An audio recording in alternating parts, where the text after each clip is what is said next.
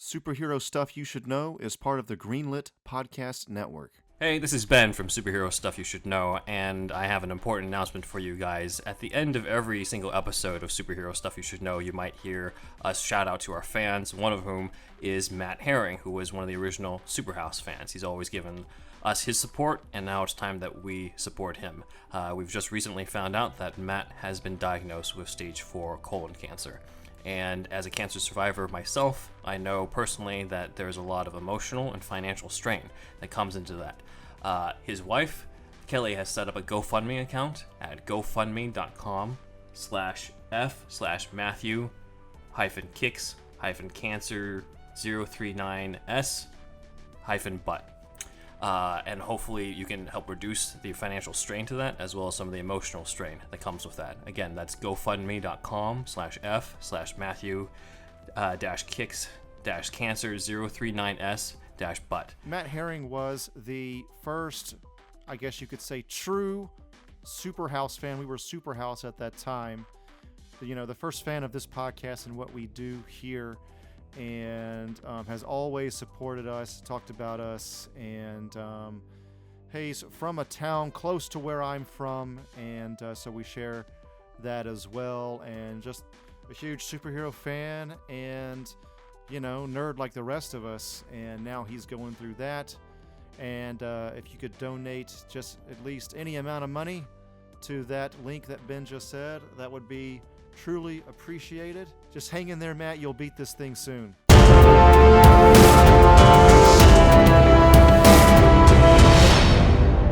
This is Deathstroke, and I've gathered you all here to play a game of Dungeons and Dragons. Are you ready, Joker? I don't know. Dungeons and Dragons. You know, I do like a game, but I've got to admit this sounds a little, nerdy. What do you think, KGBeast? I do not know why I am here. What do you think, Penguin? I'm gonna kick your butts. So you're into it? Hell yeah. Well, I guess if Penguin's into it, I'll give it a try. Fuck you, KGBeast. Well, if everybody else is going to do it, I suppose I'll play along. At least I can irritate you and maybe make fun of you at my expense. I don't give a fuck. At least we're playing the game that I love. All right, so first, I'll be the Dungeon Master, aka the DM, and I'll be leading you through your character creation. So first, Joker, do you want to be a mage? Do you want to be an orc? Do you want to be a wizard?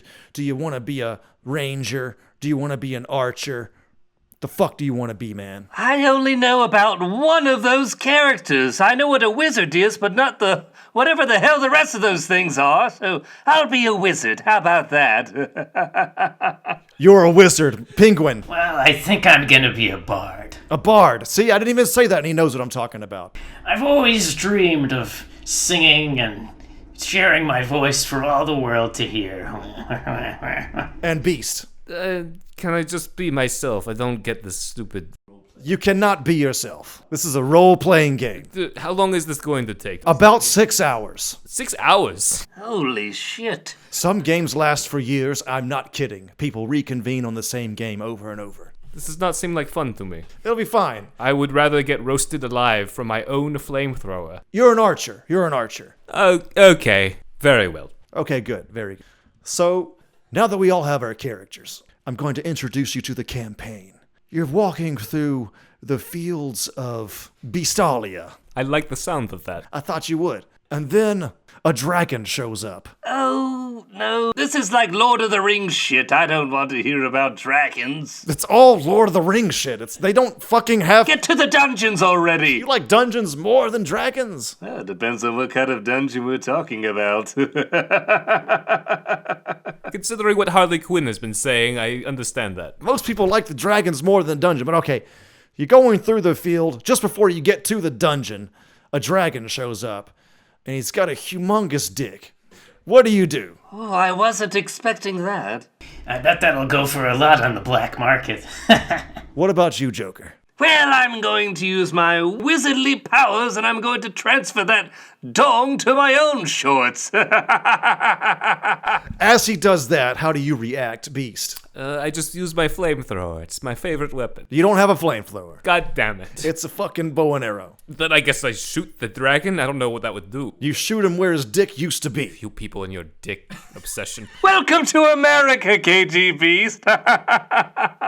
Dungeons, Dragons, and Dicks. Yes, DDD. Now we're all playing. Okay, so Wizard Joker now has a huge dragon schlong that drags through the floor literally. It decreases his stealth points quite considerably. The magic worked faster to put it onto Joker than it did for Penguin to cut it off. So Penguin loses this round. However, Beast shoots him where his dick used to be, thus slaying the dragon. Really? I didn't think it would take that much, but okay. That one tiny arrow just shot at a gaping wound just took him out, huh? Wouldn't it take you out? You've got a point there. I'm starting to like this game a little more. KGBeast thrusted an arrow into a gaping wound, Interesting choice of words. thus failing the mighty dragon.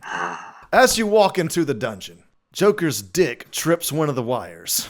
There are wires in this? The elves are very industrious. So I cannot have my flamethrower, but they get to have wires. It triggers some pyramid type shit. This is bullshit. I think he means it's like Indiana Jones in there. It's, step on the wrong brick or something. It's the first time I ever agreed with you, Joker. All right, so how about this? You put flaming arrows. Oh. Flaming arrows, you got it. So when it trips this, He should teach the elves the French flipper trick. I'm gonna roll for agility. all right, you roll for agility. You just got nat 20. Boom. You got super agility now. Fat Penguin does a somersault over the dungeon's traps, thus landing on the other side. Can I flip everyone off? Flip everyone off as the wall closes up, leaving Joker and his mighty dragon dong and KGBeast on the other side. Alright, so we are not part of the rest of the action. Is that what you're saying?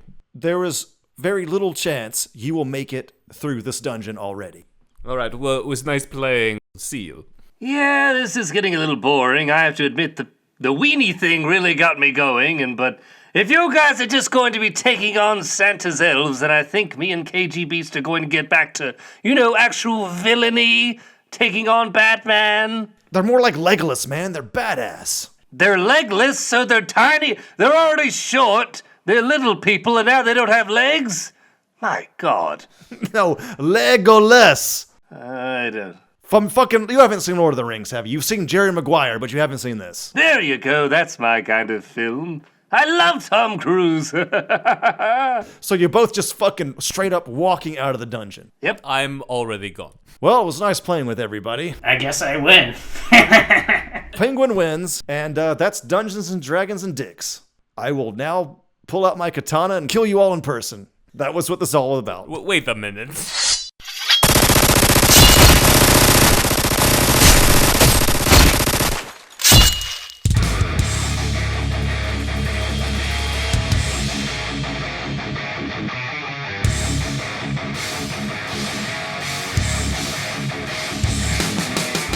Welcome to the final installment of Super Villain Stuff You Should Know. This is Ben, the man who knows too much about Batman villains, and with me as usual. 'Tis I, everyone, Andrew. I'm here, ready to learn once again. Yes, and also with us, our new co-host. Buckle your seatbelts and hold on to your vomit bags, kiddies. It's going to be a bumpy ride. It's me, Zack. Yes. There's chunks in mine. Mine's chunky. And we have another special guest with us. I'd like to introduce it's our pleasure to introduce you, the BatFeed, aka Jake. Hey guys, how's it going? I wish I could do some kind of voice impression to intro myself in like that. I was hoping for a clay face. We didn't give or you something. we didn't give you the heads up on that. I'm afraid. I know you do voices though. I saw that. I do, video, yeah, a little so bit of voice acting. We can shit. we can take a bit of. We do some sketches, so we could probably do something with that. Soak up some of that talent. So this is the third and final part of the Supervillain Stuff You Should Know trilogy. We started with Jesse Eisenberg's Lex Luthor. We went into Jared Leto's Joker, and now unlike the first two, we have someone who is universally loved, even though he's only been on screen for like 2 minutes, and that's Joe Manganiello's Deathstroke. Yes. Also, this is the end of our, at least for now, Yeah. our Snyder coverage. From February, because Man of Steel was February 1st. Yes. Yes. So from February through July, this is the end of our journey into the Snyderverse. It's been a long ride, but we're ending on a high note to discuss not just Deathstroke, but the unmade solo Ben Affleck Batman movie that was simply going to be titled The Batman. Snyder's dick is raw. He can't take any more. That's about it, man. At least for now, until he gives us another call. It's been good. Yeah. It's been good. It's been good servicing you, Mr. Snyder. So we are going to, we want to talk a bit to Jake about his channel, the BatFeed, so our listeners know a little bit more about him and check that stuff out. We have some of Zack's art that kind of fits in with the theme of some of the stuff you do. I know it's difficult for you to see, dude, but this is Michael Keaton in a Gotham by Gaslight style Batman that Zack did. Thanks. And then we have Conrad Veidt Joker, which I know that you draw. We are holding as up the well card in to your the stuff. camera for the YouTube, Yep. for the visual, for the YouTube listeners. That's really So if you're cool. on podcasts, you can go take a look there. Yep. So, assuming that our listeners aren't already familiar with you, tell us a little bit about your channel on the BatFeed and what it's about. Yeah, so the channel has been in existence since January, but I only started posting in February of 2020. Kind of just, it was something I always wanted to do. I was the kind of person that my friends would come to for not just Batman knowledge, but like superhero knowledge in general. I'm a walking encyclopedia. I've read as many comics as I could get my hands on. Batman the animated series, I grew up watching that. All sorts of stuff. So then when the pandemic hit, it was just like, a lot of people were getting furloughed, laid off. I was like, I'm a fan of the YouTube channel Star Wars Theory. I don't know if you guys are familiar. Who just does lots of fun facts and fan theories and things like that. But there was nothing like that I could find for Batman. So I wanted to kind of like branch out and start doing things like that. Started off, YouTubing is an acquired taste, I guess, when it comes to creating content. Oh, we know. Yeah. Tell us about it. It took me a while to find my stride, for sure, but we started doing these documentary videos. What if Batman took place in the 1920s? What if he took place in the 1800s? And they really blew up. I think our highest viewed one has 500,000 views right now. Whoa. Which one is that? That's the Arkham 1919 video that we did. Nice. Yeah. That's cool. Nice. And it's pretty straightforward. It's just, record voice, slap pictures on top of it.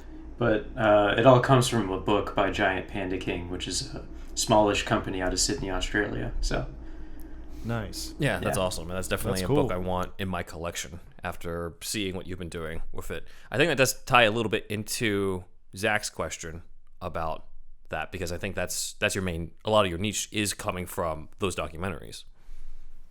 Yeah, can you tell us a little bit about the growth of your podcast over the last year? yeah.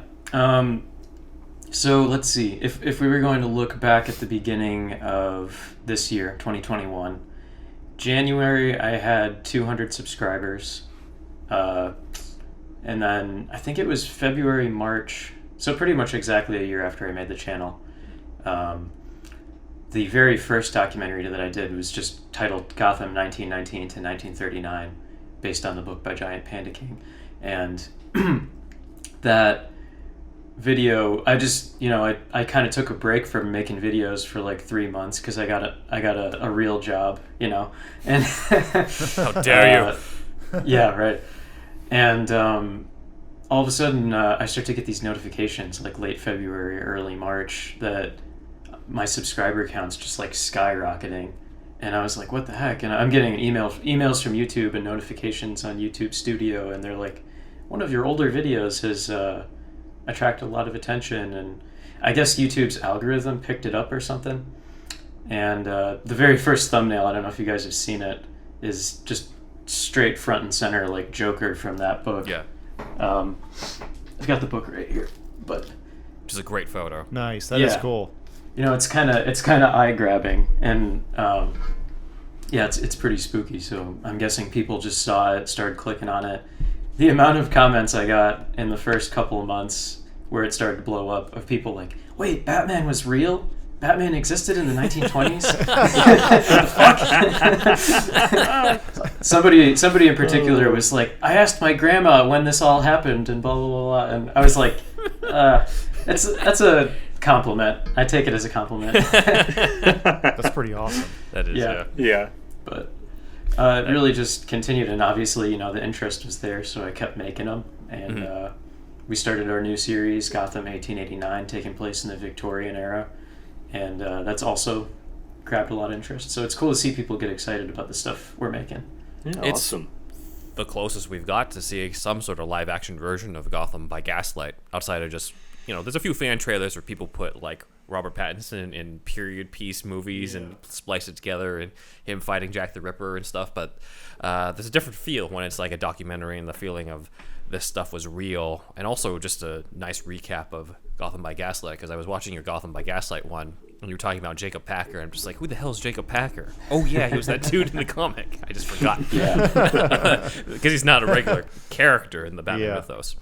But we've been following each other for a while on Instagram. I think we've seen each other's growth, but it's been great to see that as well on your end, and to see the documentaries really hit off and watch them and enjoy them on our end as well. I think Andrew had a question about our stuff. Yeah, how'd you find us? How did I find you guys? That's a really good question. I was trying to remember that before coming on your podcast. We've always been around.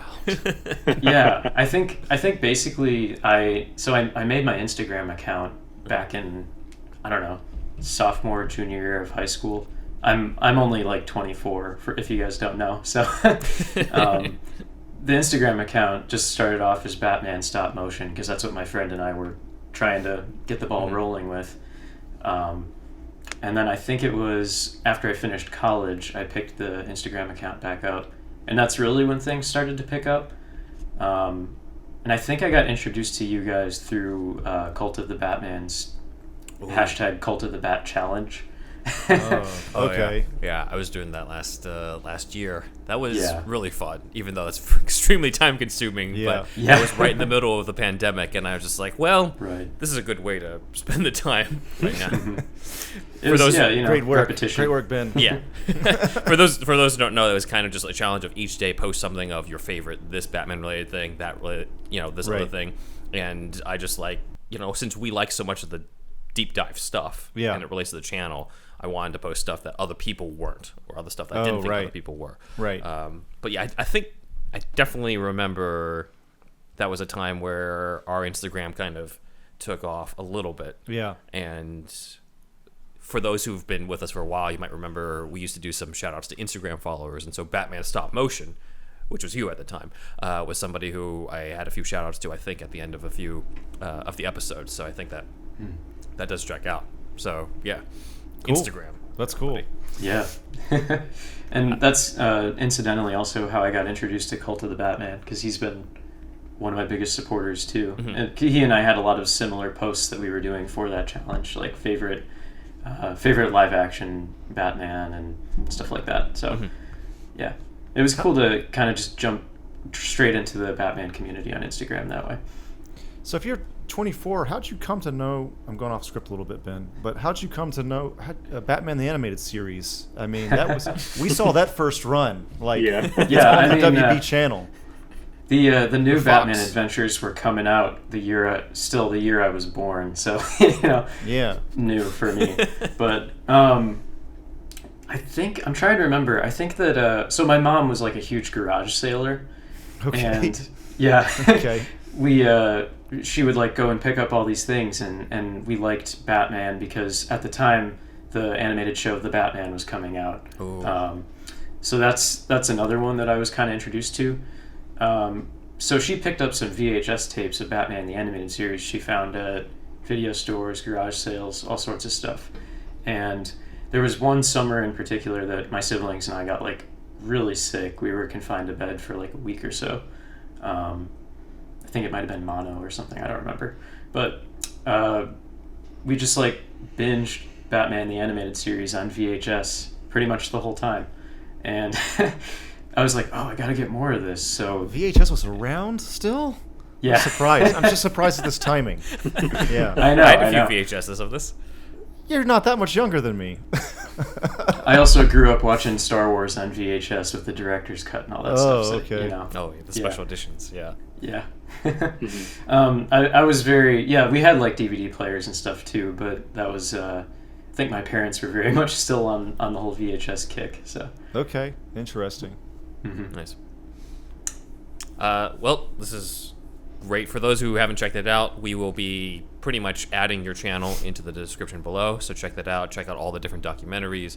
Familiarize yourself with the Giant Panda King book. That's definitely something that's on my list of very unique Batman things. It's not like I don't have enough stuff, but I do like to find stuff that is, you know, somewhat unique, and that's definitely a unique take on the whole mythos. It's like, what if he existed during this period of time that was even before 1939? The Panda King? Giant Panda King. Giant Panda King. Yeah.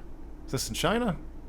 They're in Australia, apparently. Okay. Australia, yeah. It's an Australian. It's a panda with an Australian accent. Batman goes to punch a panda in the middle of the Chinese bamboo forest.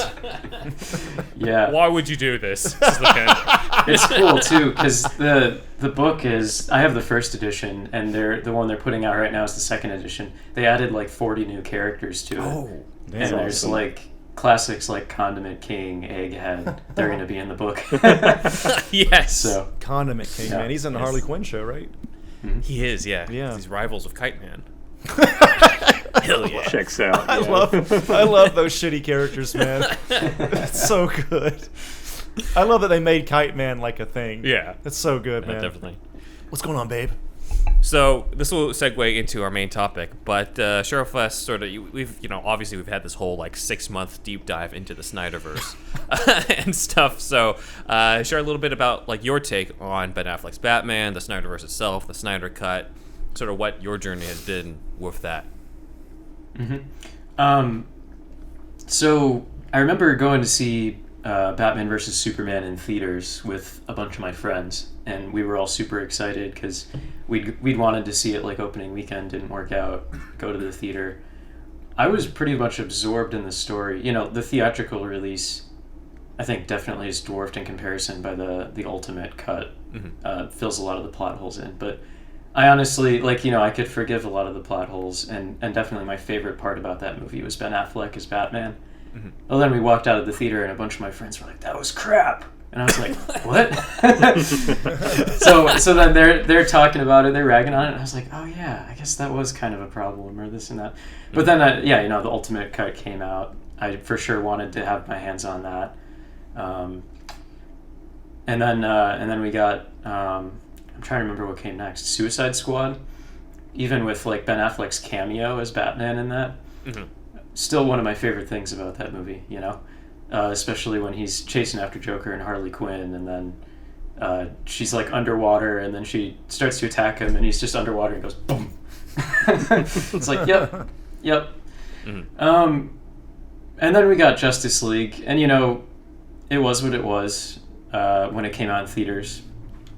It definitely was not perfect. Definitely had a ton of issues, and then the whole Snyder Cut movement started.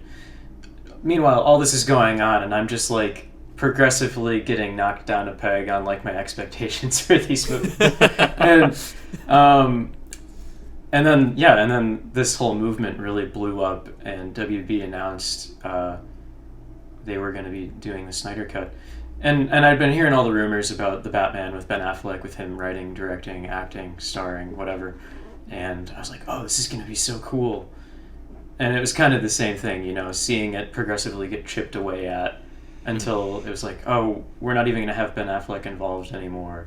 It's not going to be set in the DCEU. And I was like, I don't know if you guys watched Fandom when it came out, but Right. Yes. that got me really excited for Matt Reeves' take on Batman. Oh, yeah. But definitely super let down that Ben Affleck, you know, he's only going to be, as far as we know, only going to be coming back in the Flash movie, and he might be done after that. I really do enjoy him. He's probably, as far as comic accuracy and just like, you know, Batman the Animated Series, inspiration, I would say he's probably my favorite live action, just for that reason. Nice. Not a huge fan of the killing in Batman vs Superman, but you know, you win some, you lose some. Yeah. And as we said, that's kind of par for the course on like every live action Batman who's not Adam West or George Clooney. Yeah. Which one? I have a question now. Listening to his story, Sure. for the whole group here, which one is worse? How would you rank Suicide Squad and Justice League Ooh. specifically? Because I would go actually. I fucking hated Suicide Squad. I think Justice League is better than Suicide Squad. Yeah. Okay. We've already, Zach, this all became apparent because Zach had this whole thing about how Justice. yeah. Well, you say it, Zach. You know how I feel. I would watch Suicide Squad right now just to spite Justice League. So, and I agree with you, Jake. I've told Andrew before that Batman is like, I hated the Justice League movie so much, and I said at least like Batman is better in Suicide Squad than he is in the Justice cut of Justice League, and he's really one of the few good things about that film. Just those God, am I the those only cameos. Well, let's let Jake chime in on his opinion on this. Yeah. I mean, I have the entire DVD collection, save for like Shazam and I think Birds of Prey right now of DCEU, and I still watch Suicide Squad when it comes time to like go through the lineup, you know. But I definitely think that as far as story, Justice League had a little more cohesive of a story than Suicide Squad did, and I know it was because David Ayer basically had to scrap his original plot for the movie, and then had to plug in Enchantress in place of Steppenwolf and stuff like that. Yeah. But you know, it shouldn't. It was like they made a movie. They took out bits and pieces and slapped other things in, and then they put it out with a seal of approval when you watch it, and it's like this jumbled mess of I don't even know what. I wouldn't call it a movie, but Are we still talking about Suicide Squad or Justice League? I'm talking about Suicide Squad. Oh, I'm just Justice League. Justice League. Could have both. I know. It really could. okay. Yeah, Justice League. You know, it tried to be a lot of things and didn't really know what it was trying to be. I guess you could sum it up in one sentence that way. Justice League had at least a base template of what Zack Snyder was going to do, even if they did kind of screw it up. But that being said, they're still my least favorite two movies in the DCU. Wait, so which one was on top? Sorry. I would put Justice League on top of Suicide Squad. Okay, I'm not the only one in the fucking world. What was your opinion again, Ben? The what? On mine? Yeah. It's tarnished by the fact that we now have the Snyder cut. So I'm just like, yeah, I we're never not have. talking about that. Yeah, but even then, just the sheer existence of the fact I can watch a better version of Justice League means that I can ignore Justice League for the rest of my life. As opposed to Suicide Squad, as of now, that's the only version of it. I'm more likely to pop that in, on HBO Max and watch that than ever visiting or revisiting Justice League. So for me, it would probably be Suicide Squad over Justice League. I can understand that rationale. 2 versus 2, yeah. But I just fucking couldn't stand Suicide Squad It at is. all. We're just comparing Fucking hated turds. it. I mean, like, Yeah. it's really Pretty hard. much. Yeah. All right, let's go. Sorry to No worries. stall this, Ben. No worries. So I want to put this question out there for, we'll go one by one on this, but how familiar are you guys with the character of Slade Wilson, aka Deathstroke, starting with Jake? My first introduction to him was the Teen Titans animated show, and he wasn't even called Deathstroke in that. Yeah, they didn't let but, it. Yeah, all the censorship and stuff. But I remember just really being struck by that character because, Teen Titans is a lighthearted, fun show while still having a really gripping story in a lot of ways. And Slade Wilson was one of the reasons for that, because they would show him and it would be like a complete tone shift in whatever episode he was showing up in, because it was like, holy crap, they actually need to take this guy seriously. So I've never read any of the original comics that he appeared in. I know he was introduced in Teen Titans, I think. But yeah, seeing learning more about him, seeing him pop up in other things like Beware the Batman, Young Justice, Son of Batman, like a lot of stuff in recent media. It's been really cool to see that. And then obviously you have the Arrowverse and Teen Titans, or just Titans. Both of those really took me back to that first experience of Slade in Teen Titans. It was just like, oh, this guy's a serious threat, and they have to get their shit together if they want to take this guy down. Right. Yeah. So Awesome. I really like him a lot. But Zach? I pretty much agree with Jake. I first learned about Deathstroke through the Teen Titans, the original animated series of Teen Titans, and him just being called Slade then. I actually didn't know that he was Deathstroke until I think I had found a couple of the original Teen Titans comics, and I started to read them. I was like, oh, his name's Deathstroke, and his real name is Slade Wilson, so I kind of put the pieces together after that, but I really liked him in that show. I think he's been really cool on Arrow.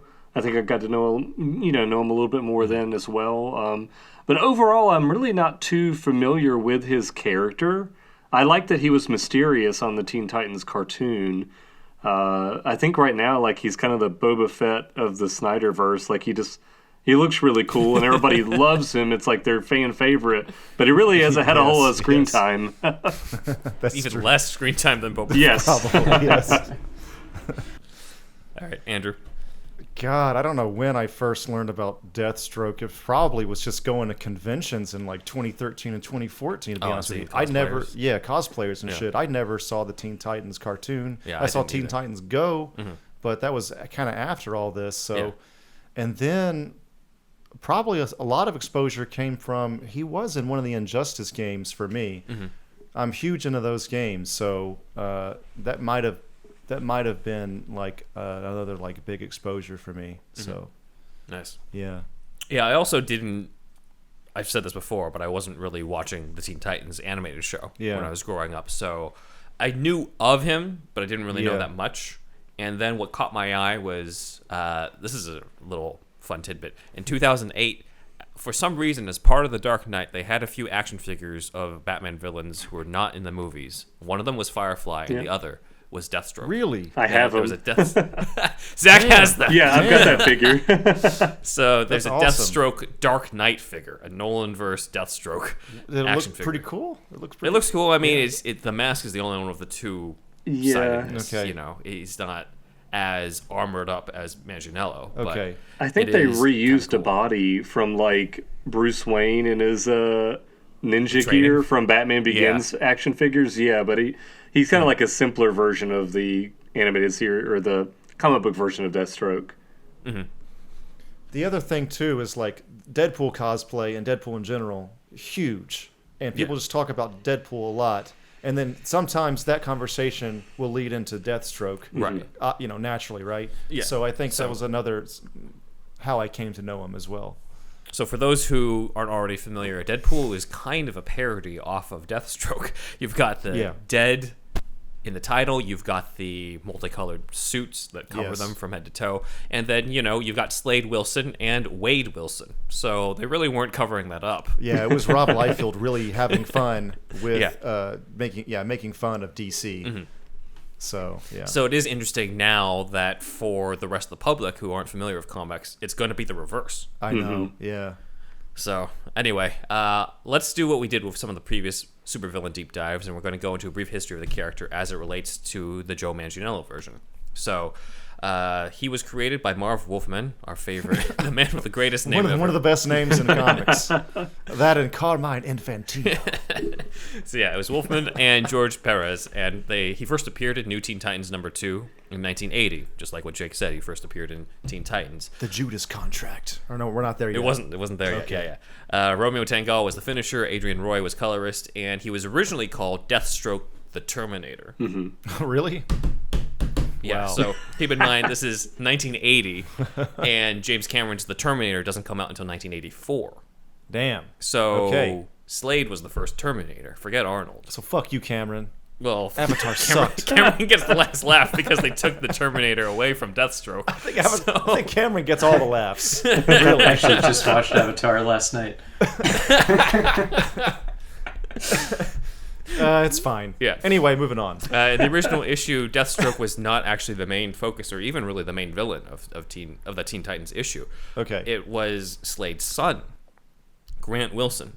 So Slade has a Grant son Gustin. named not Grant Gustin, Grant Wilson. Sorry, I am the Flash. I mean Ravager. So Grant Wilson. What's his name? Was Grant? What? That was his superhero name again? Whose superhero name? The Flash. Grant guy. No, the other guy. The guy I'm talking about. Yeah. I'm getting into it. Oh, okay. So Be Grant Wilson. patient. God damn it. Grant Wilson gets experimental abilities from the organization Hive, and they want him to basically take out a contract and kill the Teen Titans. And so he goes in under the name the Ravager. So he's called the Ravager. Why do they want to kill these teenagers anyway? Well, because the teenagers keep fighting them, so they want to take out the teenagers. And what Keep better way to putting- take out teenagers than use another teenager? It makes sense. They have too much You know what? It attitude. now makes sense. They're too mouthy. These teenagers and their rap music and stuff, we need to take them out. Rap music at this time was Run DMC and shit. I know. It It was too much for them. was too much. You can't take it. The youth have gone wild. So Were they punk rockers though? Like in the '80s, they were the ultimate villains. Like if they weren't Nazis, it Yeah, was that's punk true. rockers. All right, so Hive wants to take out the Teen Titans using Slade Wilson's son, the Ravager, and they give him the experimental serum for him to do it. However, the serum has the side effects that are fatal, and he ends up dying. So that didn't work out so well, but his father, Deathstroke, the Terminator, swears to continue what his son started, which leads into the famous Teen Titans story, the Judas Contract. Okay, great name. So Just the that's- name alone sells yeah. sells papers. Considered to be the greatest Teen Titans story of all time. Yeah. Basically called the Judas Contract, partially because he recruits a traitor in the midst of the Teen Titans. So variations of this have been adapted in the Teen Titans animated series that Jake and Zack were talking about. Young Justice Outsiders did a version in the latest season. Second season of Titans did it, where Deathstroke, tries to eliminate the team. Now, do you guys know how Slade Wilson became Deathstroke and how he lost his eye? Open floor. I Open know floor. that it varies iteration to iteration. I don't know the exact. Okay. Yeah. So No idea. the original version is that first off, how he became Deathstroke was he was almost like an evil Captain America. He was part of the army, and they're just like, "We'll give you a super soldier serum." Captain Russia. It was the 80s. Also, keep in mind that his skin, he almost has like these scales on his outfit in the original version, which is kind of similar to Captain America's scaly armor in the comics, at least not in the Yeah, MCU. and the Green Goblin. Yeah. I know these scales. That too, yeah.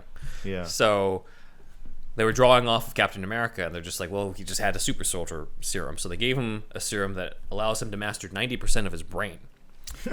And so he has enhanced abilities, agility, speed, that type of stuff. He's not like Look the at this Flash Rubik's dude. cube. Yeah. Done.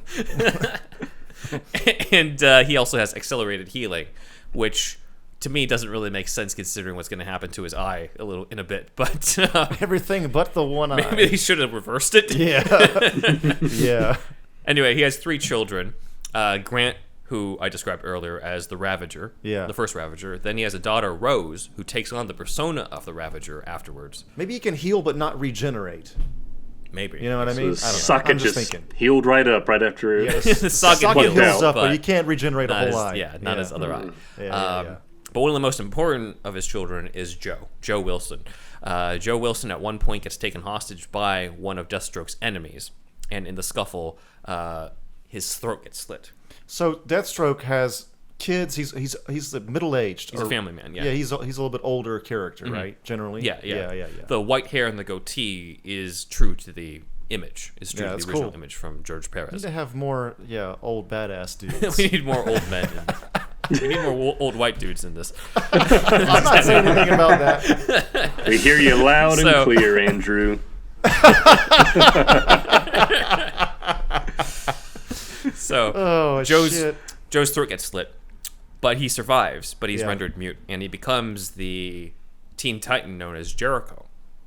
In the Okay. Teen Titans. So we now have a father-son, evil father, good son type of scenario, Luke Skywalker, Darth Vader type of thing. However, due to what happened to their son, Slade's wife and Joe's mother, Adeline, figures enough is enough. She doesn't go for a divorce. She instead just tries to kill him. So she tries to kill Slade, shoots him, and that's what causes him to lose his eye. Okay. So, yeah, very bad domestic is what leads to him losing his eye, which is interesting, I think, considering he's like the world's most badass assassin, and yet it's not taken out on an assignment. It's taken out because of this personal issue in his family. Yeah, his guard was down, I guess, during that. Well, yeah, because he was looking over the body of his son. Yeah. So that can check out, I think. I think so.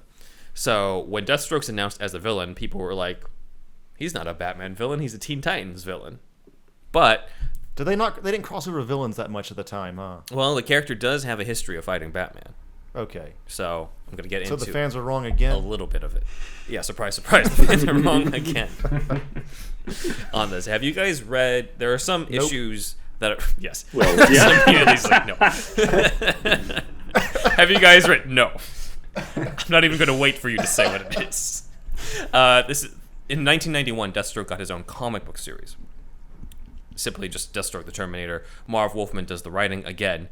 But in issues 6 through 9... Slade arrives in Gotham City. So, have you guys read this? It sounds familiar. So, it was called City of Assassins. Badass. Sounds badass, yeah, I know. And issue number 7, written by Wolfman, pencils by Steve Irwin. Irwin with an E, not Steve Irwin. Not that guy. Yeah, not that guy. It's like, how multi-talented is this guy? Crikey. Crikey, they're going to fight. So, Will Blyberg is the inker. R.I.P. John Costanza is the letterer and Tom McCross colorist. But in issue 7, there's a fight between Batman and Deathstroke. Steve Irwin was really big in the 90s, Jake. So, yeah. We'll talk about that later. Before my time. Do you really not know who we're talking about? No, I know the name, yeah. Okay. I was like, I don't think he's that young. No. Dude, he his time was over not when he died, but his popularity was pretty much gone. I guess. By the time he was probably cognizant of things happening. Well, at least he knows the name. Okay. Yeah. So Batman tracks Deathstroke down because Deathstroke's hunting after mobsters, and Batman's trying to stop him from killing them. There's a chase that leads into a fight, and I'm sorry, but Slade kicks Batman's ass in this. You got to give him one at least. It is brutal, and it's almost sad to see, and Batman even tries to get up, and he's like, I can't let you do this, and Deathstroke just knocks him back down again. And it seems like Batman's only alive because Deathstroke doesn't bother to kill him. I'm getting goosebumps just thinking about the trailer, seeing like Batfleck fucking in crutches or some shit, like in between a fight, bloody as fuck. Like, remember whenever Iron Man just looks at somebody with the black eye in the Civil War trailer, like that just really his Robert Downey Jr.'s expression too, and that was so fucking good. Mm-hmm. And if we had something like that but worse in this kind of trailer, it'd be especially because you know how badass of a fighter Affleck's Batman is from the warehouse sequence, and if you can put that guy in traction.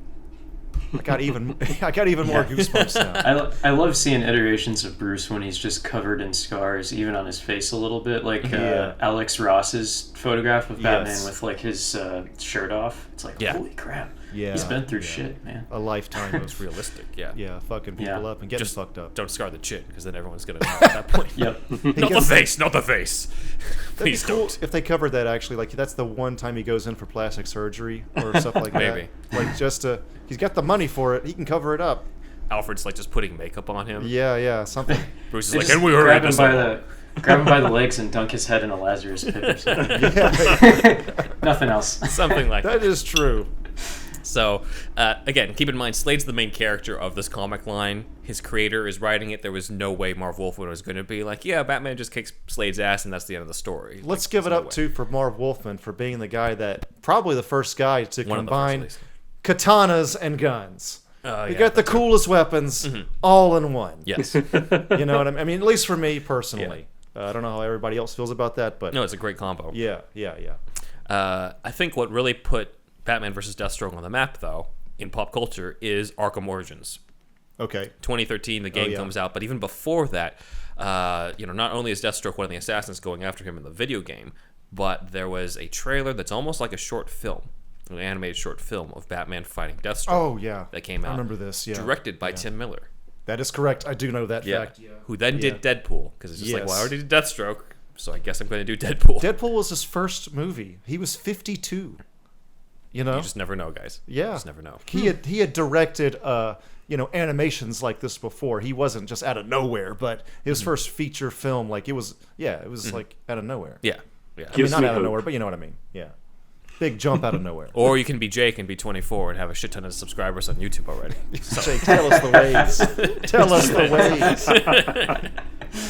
No, we're on the way. We're gonna be positive here, guys. Yep.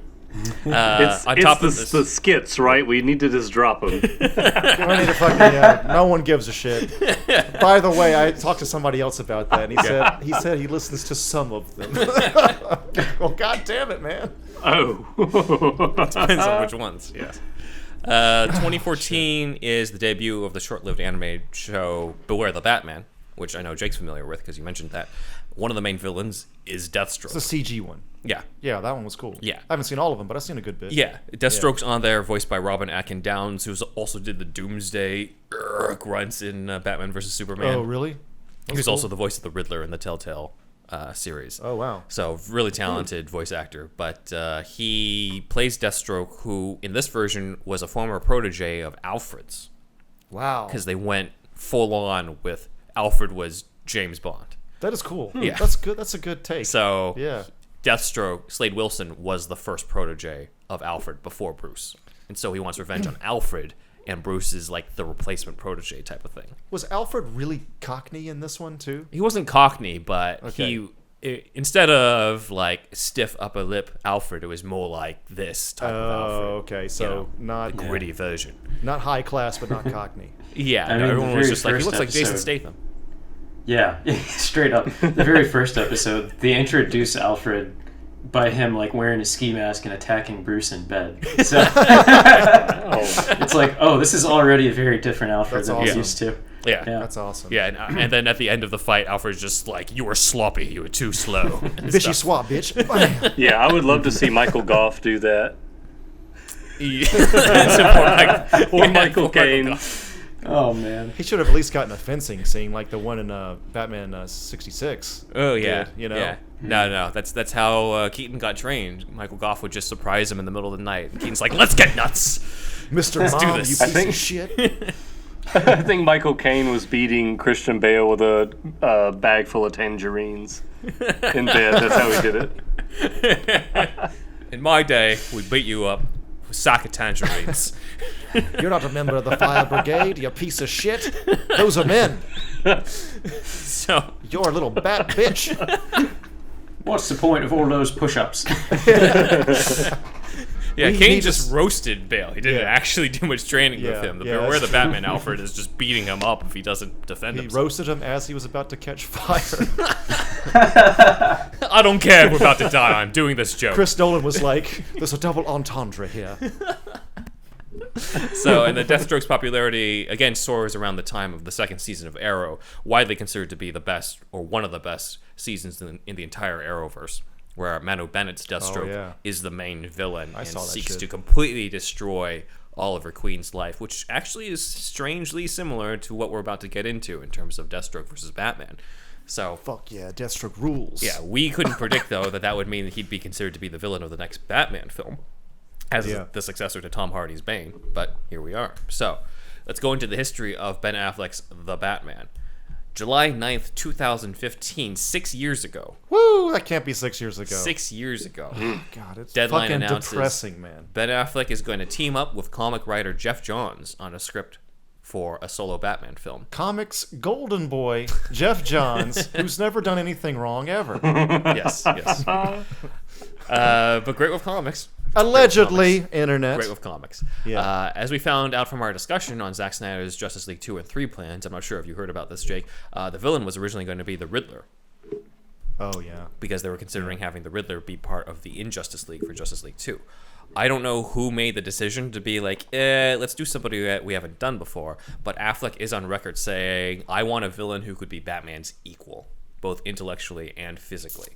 Yeah. And so he chose Deathstroke, and the man he chose for Deathstroke is the world's hottest Dungeons and Dragons fan, Joe Manganiello. So, Yes. Manganiello had already been known among comic book fans as Flash Thompson in Sam Raimi's Spider-Man, but that was Makes before the straightest guy feel at least a little gay. He was Flash Thompson before he had that glow up.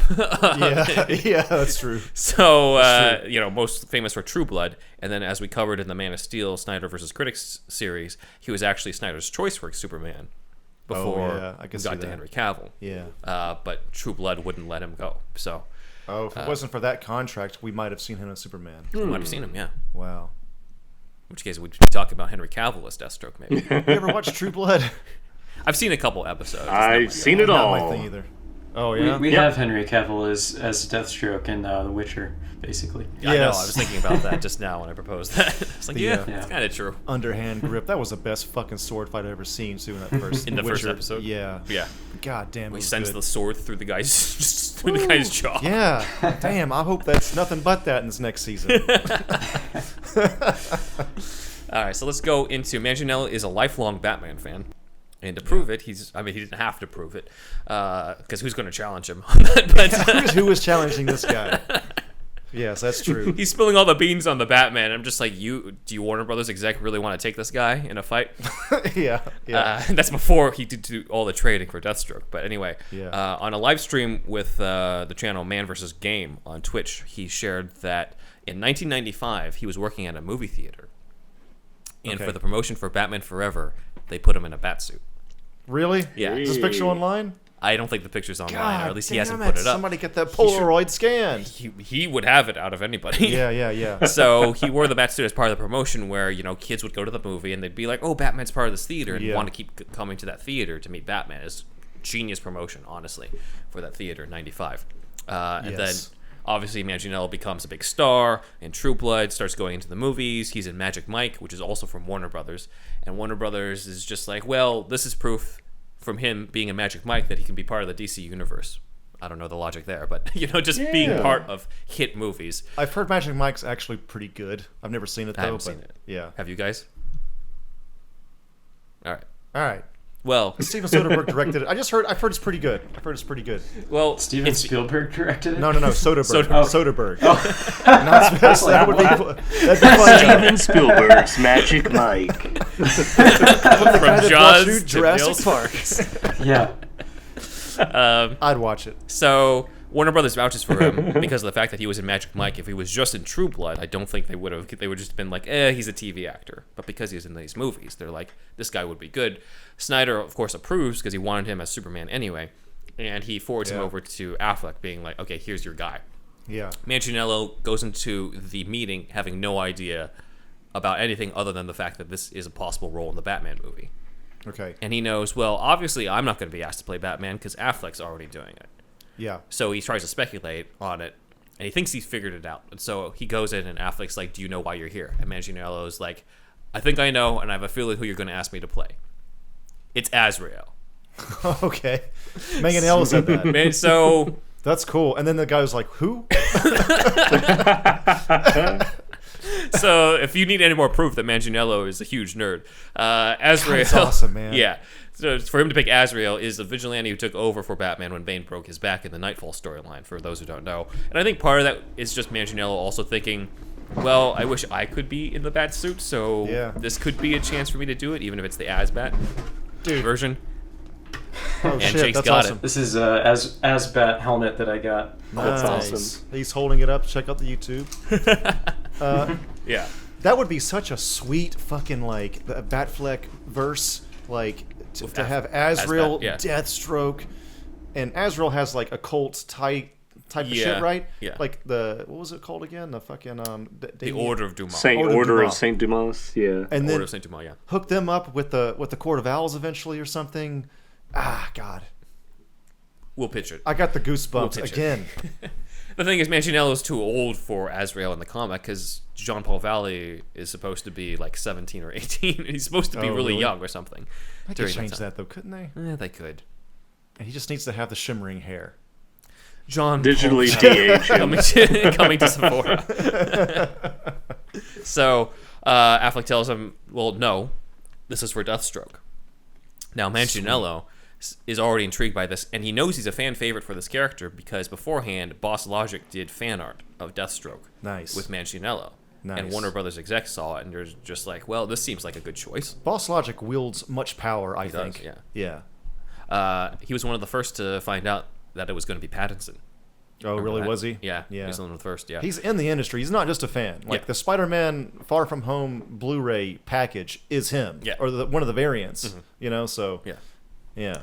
So, while he was mainly meant to be the villain for Ben Affleck's The Batman, it was later decided they should tease Deathstroke at the end of the Justice League movie. So, they fly Manganiello to London, and they make him the Deathstroke outfit already. Even though, obviously, they haven't started the pre-production at all for The Batman, but they want him in the Deathstroke suit already. Oh, they do a fitting. They do for a fitting, some and they're just preliminary like- suit. Yeah. Yeah. Just the Deathstroke suit we saw in the movie, because they're just like, They you know already what? had it. Let's make it. Let's put you in this movie to tease Ben Affleck's The Batman. Do you know how fast they made that suit? It was pretty quick. I have no idea. Okay, just interested because Yeah. yeah. I mean, I imagine it was probably during the time where they were shooting because they already needed those outfits for the main Justice League. And then Yeah. they're like, oh, let's bring in Joe to tease the Batman movie. And then Yeah. they're just like, all right, that gives us more work to Yeah. do during this time. And so they do Deathstroke. And then Joe Manganiello flies to London with it. Affleck apparently is so excited that he takes out his phone and has Joe on the Justice League set and has him walk down the ramp of the Flying Fox. Okay. And he films it on his phone. I remember that. Yeah. And and on Twitter on August 29th, 2016, he releases it on Twitter Damn. without the permission of Warner Brothers. This is why his career's a little on hold. You gotta wait. You gotta wait for the okay. Affleck leaks this right before going on a flight, according to Manganiello, and shuts his phone off to avoid getting yelled at by Warner Brothers. Total Bruce Wayne move. This is good. This is good. We'll I love this. We'll post this video in the show notes. But Yeah. people didn't automatically know that was the Flying Fox in the background. They suspected it. But now that you've seen the Justice League movies, it's pretty obvious now when you look back at that.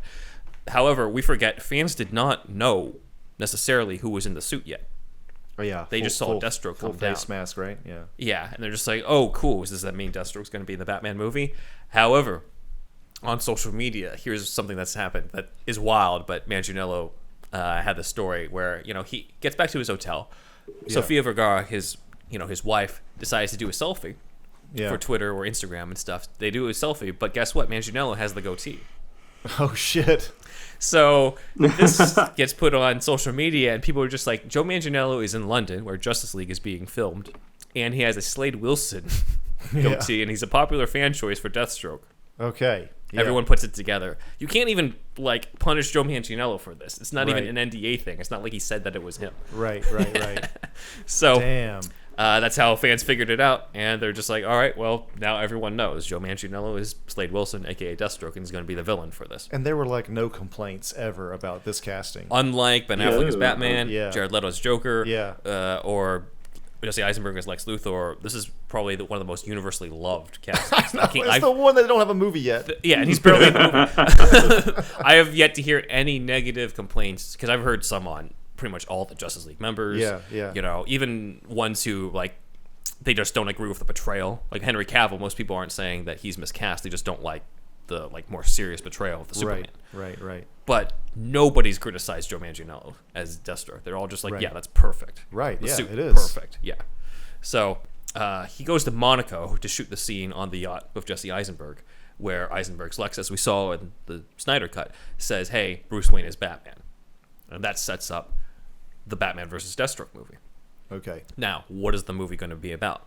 Let's dive into that.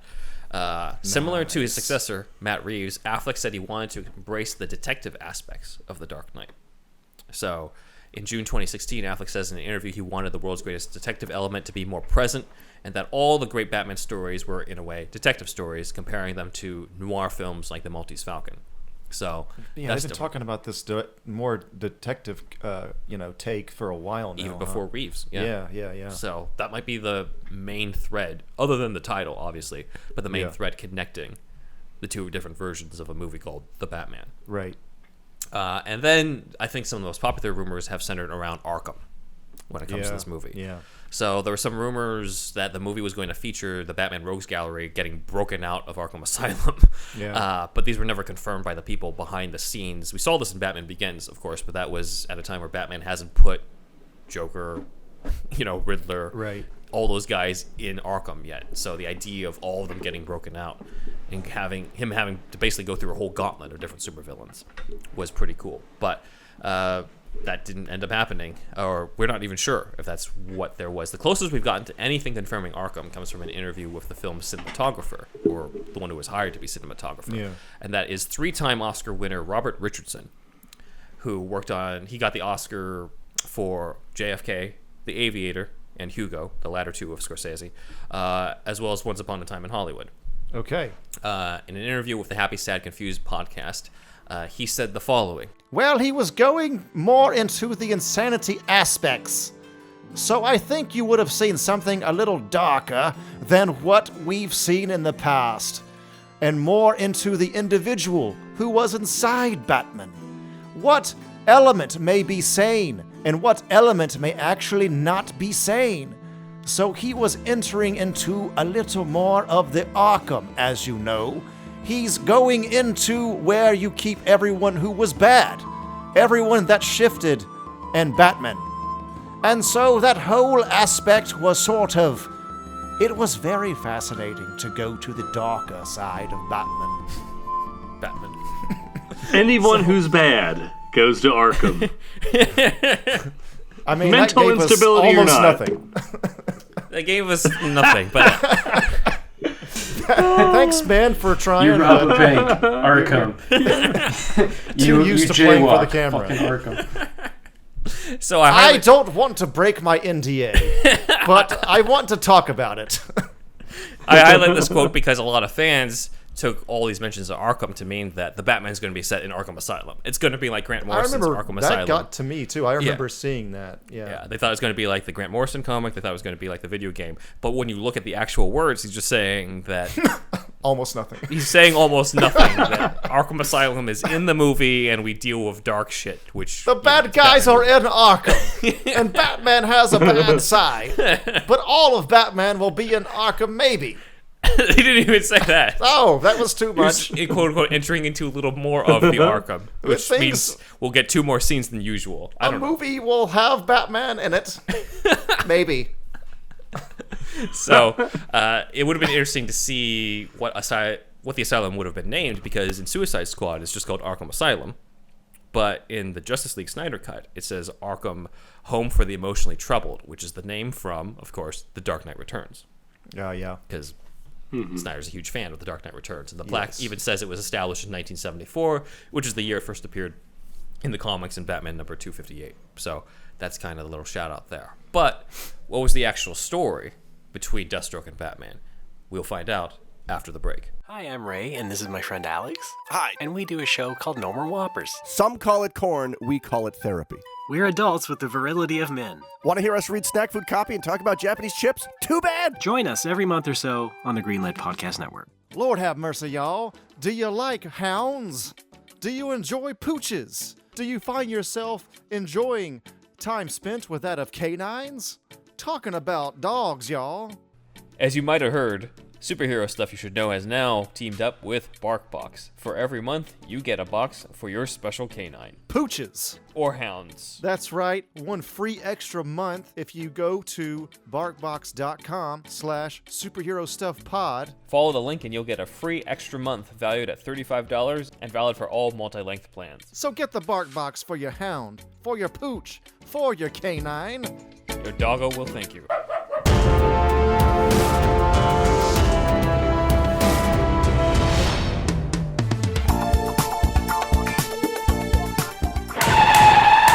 Coming soon to HBO Max. He's a bartender from the wrong side of the streets. His partner, a monkey from Krypton. Somehow it works. Presenting Bibbo and Beppo. God damn it, Beppo, hand me that pistol back there. We gotta take down these fuckers. My word, I will not hand you this pistol. I will hand you a more civilized device. Here are some defibrillators. What's that, a banana? Oh, defibrillators. Yes. We got these criminals shooting at us. I need your monkey powers to save us. We need you to shock his heart. Who the hell's heart are we shocking? Metallo, of course. Oh, there he is. Oh no, it's Beppo and Bibbo, and he's got a defibrillator. You better believe it, you nuts and bolts. We're here to take you down. It's Superman's pal and Superman's favorite monkey. I prefer Great Ape, but whatever. Here, have at thee. We shall defibrillate him to death. It is the only civilized way to carry out an execution. Damn fine police work there, my monkey brethren. I just said ape, but okay, whatever. My chimp champion. You have some damn fine police work. You're a good cop. I don't care what the other guys on the force say. Wait, what are they saying? Well, mainly the monkey jokes, you know, bananas and stuff like that. I wouldn't pay too much attention to it. Just because bananas are exactly my favorite meal, does that mean that all the other stereotypes are true? Hey, you're preaching to the choir, man. I believe it. Hey, I've eaten a banana or two in my day myself. Is Metallo dead? Oh, yeah, he's smoking over there. Let's head back to the precinct and talk to old Big Blue. When Bibbo and Beppo kill Metallo, shit gets real when they have to report back to the Fortress of Solitude to a disappointed Superman. Kal-El, we are back, and we have done the impossible. We have killed Metallo, one of your greatest foes. Hey, high five there, Soups. Put your hand down, Bippo. You know, I am terribly disappointed in you two. Gee willikers, we do not kill our bad guys. Haven't you learned anything from that time I had to break Zod's neck? That's a big no-no. He was going to nuke an orphanage. Well, that happens every Tuesday here in Metropolis. Look here now, you can't just shock everybody to death. Shocking the shit out of them is not the answer. We need to do things the right way, the Superman way, the American way. The civilized way. Oh, the civilized way, that's right. Now, by Odin's beard, get out there and do some honest, by-the-book police work. By-the-book police work. It's the toughest thing for an ape with a cape and a bartender dude with a Superman tattoo. The narrator called me an ape. He finally got it. I got the hint. I'm sorry beforehand. So he's a chimpanzee, right? Sure, whatever. I've given up on you. Come on, my orangutan. Let's hit the street. At this point, I'd rather you be wrong. Let's get in the cop car. I hear some sirens. I can fly, dummy. Oh, thought that was just a costume. No. I know you're talking and everything, but I just assumed you were like a, some kind of experimental monkey in a Superman costume you got from the Halloween store. Party City, you know? You've seen me fly before. My memory's not too good. I think I used to be a boxer or something, rattle my brain around a little bit. All right, fly me over to the next crime. Let's try to make Soups happy this time. Here, I'll grab you with my toes. Let's go. Whee! Beppo and Bibbo, flying over to stop crime in Metropolis, saving lives and trying not to kill criminals. Somehow, it all works. I have brought the defibrillator once again, Bibbo. Let us kill again! Bippo, I'm getting too old for this shit. You're never too old for murder. This is the BatFeed, and you've been listening to Superhero Stuff You Should Know podcast. Welcome back to Supervillain Stuff You Should Know, and we're going to go right into Deathstroke versus Batman. What was the story between Slade Wilson versus Bruce Wayne on it? So before we jump in, I just wanted to sort of ask everyone how much they've heard or how much they know about what this could have been, starting with Jake. Yeah, sure. I actually was just reading an article this morning from, I think it was comicbook.com. I can't remember the name of their podcast, but it was like a transcript of their podcast. And apparently, on top of having like this big showdown between Batman and Deathstroke, Batman, kind of like we were talking about earlier, would have gotten his ass kicked and realized he needed help, and Batgirl potentially would have shown up. I think Joe Manganiello was talking about this. Yeah. So that's pretty much all I know, but yeah. All right. Nice. Zach? Pretty much everything you've said so far. That's all I ever heard about it, especially the bit about him either possibly being trapped in Arkham, almost like a recreation of Arkham Asylum, the video game, or like you said, the Deathstroke being responsible for the release of the Arkham inmates, almost like he's Bane in the Nightfall storyline. So yeah, that's pretty much all I ever heard about it as well, and Deathstroke being the main villain. So I have not heard anything else other than that. So the question specifically is, how much do we know about this movie that Manganiello's been spilling the beans on? Yeah. How much do you know? Not much. I just remember hearing a lot of stuff about Arkham, and somebody said, this is the best script I've ever read. Ben Affleck should have made it. Somebody said that. I'm sure we'll get into that. Yeah. But other than that, not a whole lot. Just wish it was made. Our main source for all this information is Joe Manganiello himself. As I said before in this podcast, I had no idea when watching Spider-Man 2002 that the man playing Flash Thompson and saying, I wouldn't want to fight me neither, would be my main source for Batman news on the script. I just had no idea. God bless him. God bless her. We deliberately sort of waited a while to do this episode just so that there'd be more interviews. Yeah, we were trying to Joe. Ben was waiting to see if he would spill more beans. That's really what this is all about. I think the last thing was the Batgirl thing that Jake mentioned, and I'm just like, okay, can we get a little more? Was the Joker in it? You know, who was going to die? Like, give us some more stuff. But I think Taron Killam from SNL plays D&D with him. Maybe we could find him online and ask him, because she's probably spilled all the beans during his D&D games. How much of a roundabout thing can we do with this? Hey, yeah, that's what we're here for. Circuitous. Investigate. Yeah, it's just like those people figured out Joe Manganiello was Deathstroke just from one picture from Sofia Vergara. Thank you, Sofia Vergara. So to discuss why Deathstroke wants to go after Batman, we have to go into a bit of their backstory. Deathstroke clearly wants to have some form of revenge, as we saw in the end of Zack Snyder's Justice League. Lex makes a pun saying, quote, an eye for an eye, when he looks at, Deathstroke's eye patch, which I might be alone, but I originally took this as an implication that Batman was responsible for the loss of Deathstroke's eye. That's probably what that is in the story, right? Maybe. I'm going to go into a little more, but in the series finale for Beware the Batman called Alone, Deathstroke gets caught in an explosion during a fight with Batman in the Batcave that causes him to lose his eye. Or Lex just knows that he is sensitive to eye talk. That could also be another thing.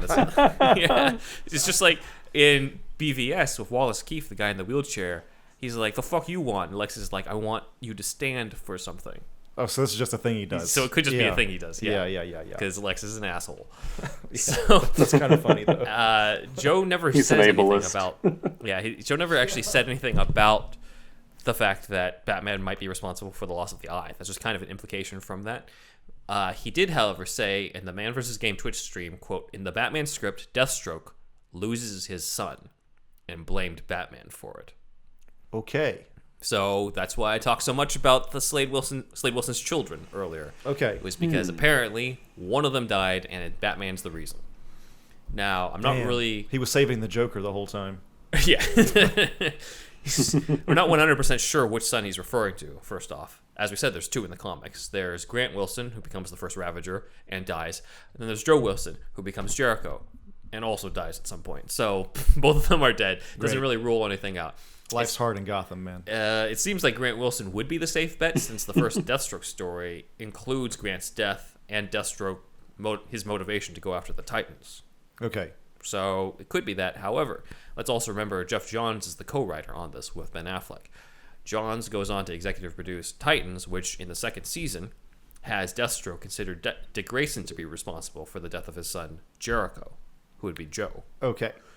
So it's a possibility that this is a holdover from the script that he wrote with Affleck, given the timeline, or it could just be that both the Batman script that he wrote with Affleck and that season of Titans is just inspired by that Teen Titans issue where Slade's son dies and Deathstroke now wants to go after the Teen Titans. Okay. So anyway, it's all been different variations. As discussed in our dive into the secret origins of Ben Affleck's Batman, Manganiello has said that both Bruce Wayne and Slade Wilson were trained in the League of Assassins. Okay, I was going to interrupt you randomly, but I'm glad I waited. Patience is a virtue, everybody. What were you going to ask about? You were going to ask about the League? I want to know who, in this storyline, who trains Slade, and you just answered. It would be Ross, yeah. Yeah. He says, quote, one went one way and one went the other in terms of Batman went off, Bruce went to use it for good, and Deathstroke, not so much. He doesn't explicitly state if they trained together, though. Because I was interested in that. Different time. Because he's older. Classmates? Were they? Yeah, I don't know. Okay. I don't know. Deathstroke's background with the League of Assassins is actually teased in Zack Snyder's Justice League. Okay. It's teased in it with his katana. In the Nightmare sequence, Yes. it has a logo of the League of Assassins on it. Fucking love it. Yeah. So more of that. love it 'cause it's a and then the katana. boom, the fucking Kyodai-ken. The idea of Deathstroke being a member of the League of Assassins is relatively recent. It's not in the original Marv Wolfman stuff at all. I think the first instance of it is issue Batman and Robin number 9 from Grant Morrison's run, where Deathstroke is under contract for Talia's League of Assassins. Okay. To help her get Damian under her control and away from being Robin again. So he wasn't stated to be a formal member. I believe the one responsible for tying Deathstroke into the League is the animated film that Jake mentioned, Son of Batman. Okay. Because in that version, Deathstroke is a member of the League of Assassins, is primed to be the heir to the League until shit. Roz chooses Batman instead. And chooses, Interesting. Yeah. I like that too. So he's Yeah. kind of the jealous brother type of thing. This is the only current Batman movie where Batman faces off against Deathstroke. Funny enough. Okay. So, that Demons and Knights Batman's not in it. That's just Deathstroke, huh? I don't think Batman's in that. Yeah, okay. I got it. Yeah. So God, they need to do that more. What the fuck? yeah, I mean, we've gradually been doing some deep dives on the DC animated movie universe and that, so we'll be covering Son of Batman in the Patreon for this week. Oh, yeah. But the idea of Batman and Deathstroke training together was shown. We did get some Batman versus Deathstroke stuff, if you're in the mood for it, in Lego Batman Gotham City Breakout. Yes. These are the Lego Batman cartoon movies. Not with the Will Arnett version, but with it's the Troy a different Baker one. Yeah. version. These are like direct to DVD, direct to Blu-ray. There's a type stuff. shitload of those, man. There's a shitload of them. Yeah. And as we mentioned in our Batman training timeline episode, Bruce and Slade were under training from Madame Mantis in arts and crafts. Madame specifically. Mantis? Yeah, but That's awesome. she trained them she chose to train Bruce in the Forbidden Move, but not Slade, or something like that. Oh, that's So, cool. But Because it's she kind of saw his heart. it's a more comedic version of events. Yeah. Than what you would think. I want But- to see the Kyodai-ken with the Lego hands. That's actually maybe so hilarious. They should have done that. Yeah.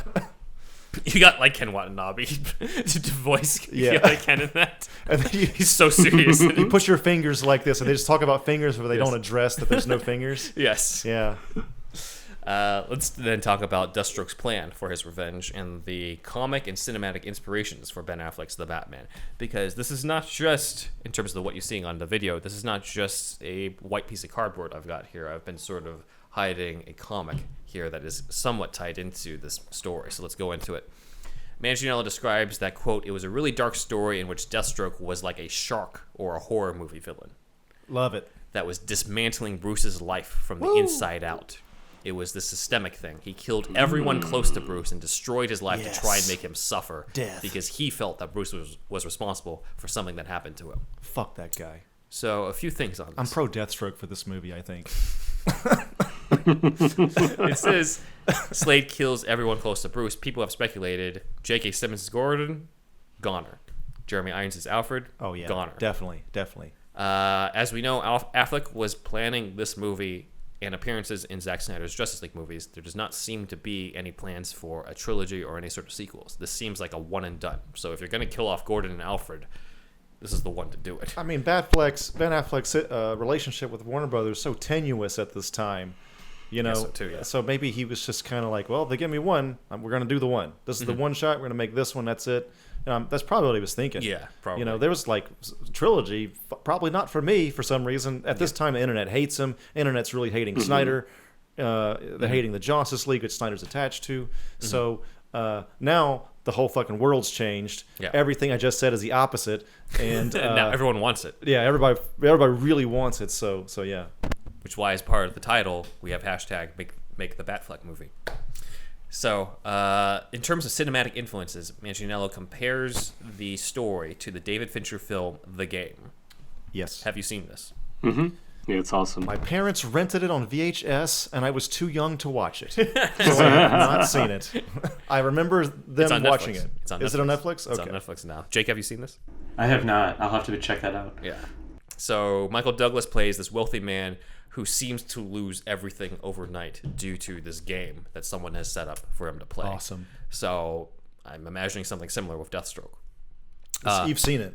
I've seen it, yeah. It's a similar vibe to Seven?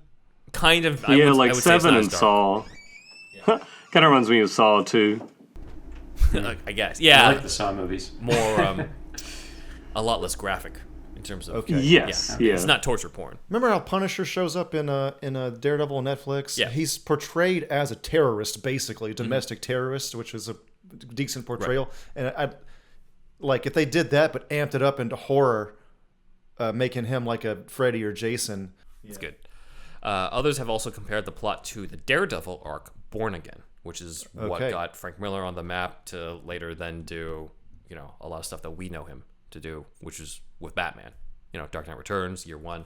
The villain, the Kingpin, finds out that Matt Murdock is Daredevil in Born Again and goes about destroying his life and sending Matt Murdock on the streets. And this was, of course, adapted into the third season of the Netflix show.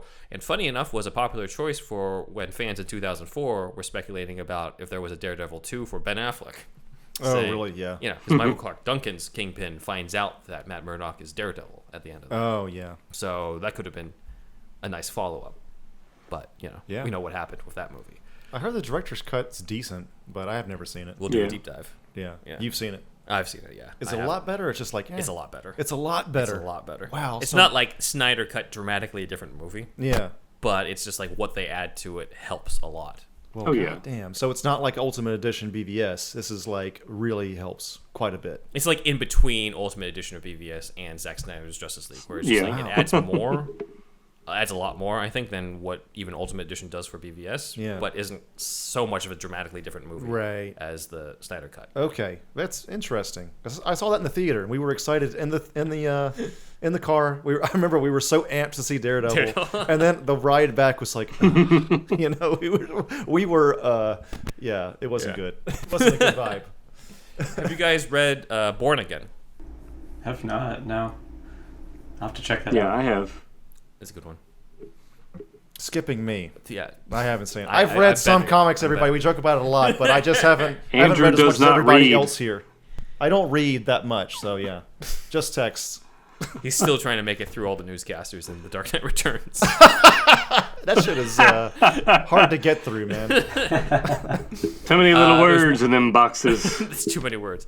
However, there's one Batman comic that I think has some similarities to the story thematically in some of the plot points, which is the one I've got here.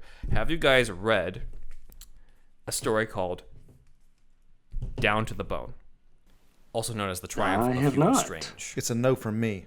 So I haven't read it, but I have like read about it. So Jake knows a little bit about this. This is a somewhat rare comic. I don't think it's even on DC Universe Infinite. I bought this by Doug Mensch, Dennis Cohen, and Alfredo Acala. It is commonly referred to as the Born Again for Batman. So both Born Again and Down to the Bone came out around the same time in 1986. But in this version, it's not Deathstroke, obviously, but it's Professor Hugo Strange, one of my favorites, wants revenge on the Batman. He already knows that Bruce Wayne is Batman thanks to the Strange Apparition storyline that we covered last Halloween. And similar to how Deathstroke now knows Bruce's identity thanks to Lex. So in both the comic and the proposed Ben Affleck script, the villain even destroys Bruce Wayne's finances. So in this story of Down to the Bone, Bruce Wayne is living on the streets, and he still has to gather enough resources to be Batman, because he has no access to the Batcave, no access to Wayne Manor, no access to Alfred, no access to Wayne Enterprises, nothing. He's right on the streets, and yet he still has to be the Batman. That's awesome. And so this is all because Hugo Strange wants to hurt Bruce Wayne down to the bone, which is why it's called that. Damn. It's one of my favorite stories. That's cool. So when I first heard this was the idea, I was like, oh, they're doing that. Now, I don't know if they formally read it, and if they actually were trying to reference it, or they're just like that idea, because that type of plot isn't necessarily, original to just this story, but it is one for a Batman story. We associate it with Born Again, but that's Daredevil. Okay, yeah, so, 86. I see. 86, yeah. Yep. Okay. Yeah, so that's Batman Annual number 10. Sweet. Let's see. Cover's pretty cool. Manganiello also says that Affleck was studying the Arkham Origins trailer from Tim Miller because he wanted to bring that to live action. That's cool. He wanted the fight sequence like that. That's cool. Yeah, that was one of the best at the time. Yeah, so that would have been amazing. You know that he would have pulled that off as well. Yeah. And Batman would not be alone in this movie. As Jake brought up and we've brought up in previous episodes, Batgirl was going to be in the film. So let me bring her in for a little bit. So here we go. There are several Batgirls in the comics canon, but I think it's a safe bet that this would have been Barbara, since you've already got J.K. Simmons as Commissioner Gordon. And Snyder already had plans for, as we said in Justice League 2 and 3, Snyder basically wanted Barbara to kind of be the successor for Bruce and then become the police commissioner and then train Bruce's son to be Batman at the end of Justice League 3. So it's a lot of stuff. Batgirl was going to be in it and try to help Batman in the fight since Deathstroke is so fast that, according to Manganiello, Batman is, quote, completely afraid that he has found someone who can actually take him. That's cool. So Batgirl tries to step in, and I think both of them get their asses kicked in this. But from what you can discern, is this arc for Batman like I can't be a loner anymore kind of arc?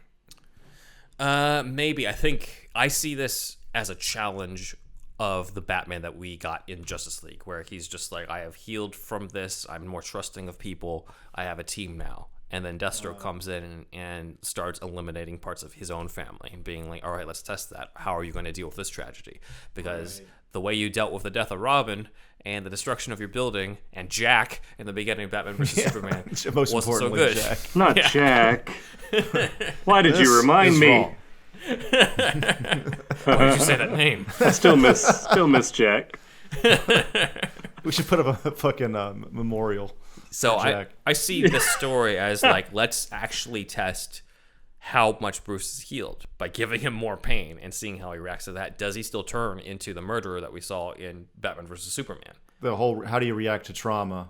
Yeah. How does he react to new trauma? New trauma, because now Deathstroke has done that. Yeah. And then we don't know what caused the death of his son either. Okay. It could just be... It could be he was somebody who was killed during the events of BVS. Could be somebody who was branded. We don't know. Okay. He hasn't spilled those beans yet. He was in that car that Batman swung around the Batmobile and smashed it into something else and it blew up. Yeah, if they did that, it was the wrong car, actually. He was just sitting in there. It was a lift. It was a lift and he was in the back. Just wrong place, wrong time. Batman's like, they all Thanks a look lot, the same Batman. to me. God damn it. We also know that they had brought on Joss Whedon to do a Batgirl movie before he came on to do the Justice League. I forgot about that. Yeah, Yeah, he was that's why attached to we that for a bit, huh? Yeah.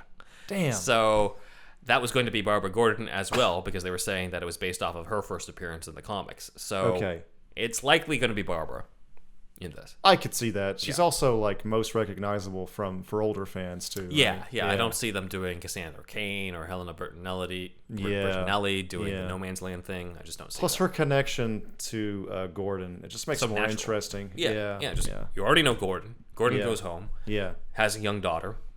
Daughter becomes interested in crime fighting. Decides to help Batman. Boom. It's done. Simple. There it is. So let's go into why wasn't the Batfleck movie made. You can see a lot of videos of Affleck getting visibly frustrated during the press for his passion project Live by Night in 2016. As he spent 2 years on it, and yet everybody was asking him about the Batman. And he's like, I'm working on it. So Affleck has been on record saying he couldn't, quote, crack the script. Robert Richardson said there was, quote, a script, but not a loved script. Okay. And then one of the most random sources for this next thing is Bret Easton Ellis, who was the author for the novel of American Psycho. Okay. Not involved with the movie, but the original novel. Yes. So this ties into Christian Bale, not to Ben Affleck, but somehow he hears about this. It's 4D chess. Where he says that he was with dinner with execs who knew the execs. So this is kind of like third, fourth party things. I know a guy who knows a guy who knows a guy who's working on the Batman. Grain of salt time, all right. And apparently there were, quote, serious problems with the script, and they were trying to go to the studio saying, like, hey, here are these 30 things wrong that we can't fix. And the studio said, we don't care because of the amount of money we're going to make off of this shit. So It's that same guy from Wall Street. It's the same guy from Wall Street Chris Terrio was talking about. These are the same people that made Suicide Squad, so same exact problem. So on one hand, you got some people talking about problems with the script. We don't know what those problems could be. Are there guns and katanas in this script? Yeah, I would imagine. Well, it's fucking greenlit then. Okay, let's do it. Because that problem could be anything from a story problem to, we don't like that you kill Alfred.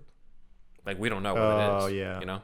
Or we don't like that Batgirl's in this movie because we want to save that for Joss Whedon's thing. I would allow the killing of Alfred in this movie just because it's an older Batman also. You know what I mean? Like, it'd be sad at any point, obviously, especially young, but I don't know, something weird. For me, just allow it. You would allow it in this case. Something you've never seen on screen before. Yeah. Like, if you're going to follow up the Nolan trilogy with another solo Batman movie, you put your own stamp on it. Is the most important thing. So I can see how that could have been controversial just on the studio side. Never mind the audience, because the audience hasn't even seen this. But one famous tweet that you're familiar with has the opposite opinion on the script. So let's go into it. Batman fan Bill Raimi of Batman on Film claimed that he knew about what was going on and said that Ben Affleck, quote, never had a story, which, as we know from Manganiello, is just not true, because he did have a story with Deathstroke. Okay. But this is one of those random Batman fans who says, I got the inside scoop, and then it turns out to be, basically contradicted later. So we shouldn't believe this. It's not quite we got this covered. Okay, yeah. I thought the quote I heard was from somebody in the industry, but somebody in the industry responded back, and that was Jay Oliva, who worked with Snyder on the storyboards. Okay. For this, has read the script and has been the director of several DC animated movies, including The Dark Knight Returns, Part 1 and 2, all sorts of stuff. Okay. And he said, quote, the original Affleck script was the best Batman script I've ever read. And that's from somebody who's actually directed Batman animated movies. Said, quote, Ben had a kick-ass story, and I believe that the audience and fans would have loved it. There was a lot happening that is above yours and my paycheck. I wish it was as easy as just making it. It had some of the best Batman Deathstroke stuff I'd ever done. So between the two, I think I'm going to believe the second guy. Yeah. Jay Oliva? That's saying a lot from him, too, because he's so involved with the animated movies. Exactly. And he's made one of my favorites, which is The Dark Knight Returns, Part 1 and 2. And he definitely understands this world and the characters and has worked with it, and he's in the know on that. So I think I'm going to take him on that. I'm going to believe him on that. Affleck said later on, quote, I showed somebody the Batman script. They said, I think the script is good. I also think you'll drink yourself to death if you go through what you just went through again. Oh, okay. So what they're referring to is likely some of the alcoholism that he was struggling with, because he did have a stint in rehab. He was going through the divorce with Jennifer Gardner. And then, of course, as we mentioned, his passion project with Live by Night. Not the most well received. Yeah. And then he took that chance to put on the bat suit, even though he kind of swore not to do a superhero thing after Daredevil, thinking that this would do well, and instead, just the reception that it got wasn't what he expected. It was so mixed at first, but now to me it seems so positive online. It is now. Yeah, it is now. But it's cool to see that retribution. I mean, vindication or whatever. Yeah, 2016, 2017, not so much. And then his buddy who got him that role as Batman, his daughter passes away and that type of stuff. There's so much stuff that happens at once that it's better for his own mental health that he stepped away from that. I'm kind of just like, if the cost of this movie was Affleck getting to heal himself, it's fine that we don't have this movie for right now. It's completely fine we don't have this movie. Well, you see him at the end of Zack Snyder's Justice League, and he looks like 20 years younger, just about. Hopefully they didn't use the de-aging technology on him. I'd like to believe that he really just went through rehab and is reborn. He just looks good. Yeah. So Ben Affleck from Good Will Hunting shows up. Oh man, that's one of the best movies. It is. Yes. Yeah. I mean, some people have wanted to see a de-aged a de-aged Affleck doing some flashback scenes. Oh yeah, that could have been cool. In the flashback, it's forgivable. Yeah. And then 2017, apparently Chris Terrio reportedly had turned in a rewrite of the movie. Oh, our man Terrio on the scene. Yeah, that's cool. If you look at the timeline, January 2017, that's right. That's before the death of Adam Snyder. That's before Joss Whedon. That's before all this type of stuff. So Terrio's still involved. Nothing too bad has happened. Affleck hasn't been drinking that much. Right.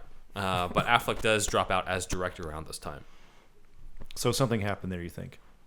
Yeah, I mean, I imagine a lot of it is just the Live by Night stuff, and then he's probably going through a lot of the stuff with Jennifer Gardner and the alcoholism. So just a lot of stuff in his personal life, I like imagine. the Town and Gone Girl he directed, right? So and maybe Gone Live Baby by, Gone. Gone Baby, yeah, Gone Baby I Gone. get those mixed up all the time. Yeah. In terms of the titles. So he, obviously people liked him directing, but I guess I don't know. Yeah, I think he just needed to take a break from work.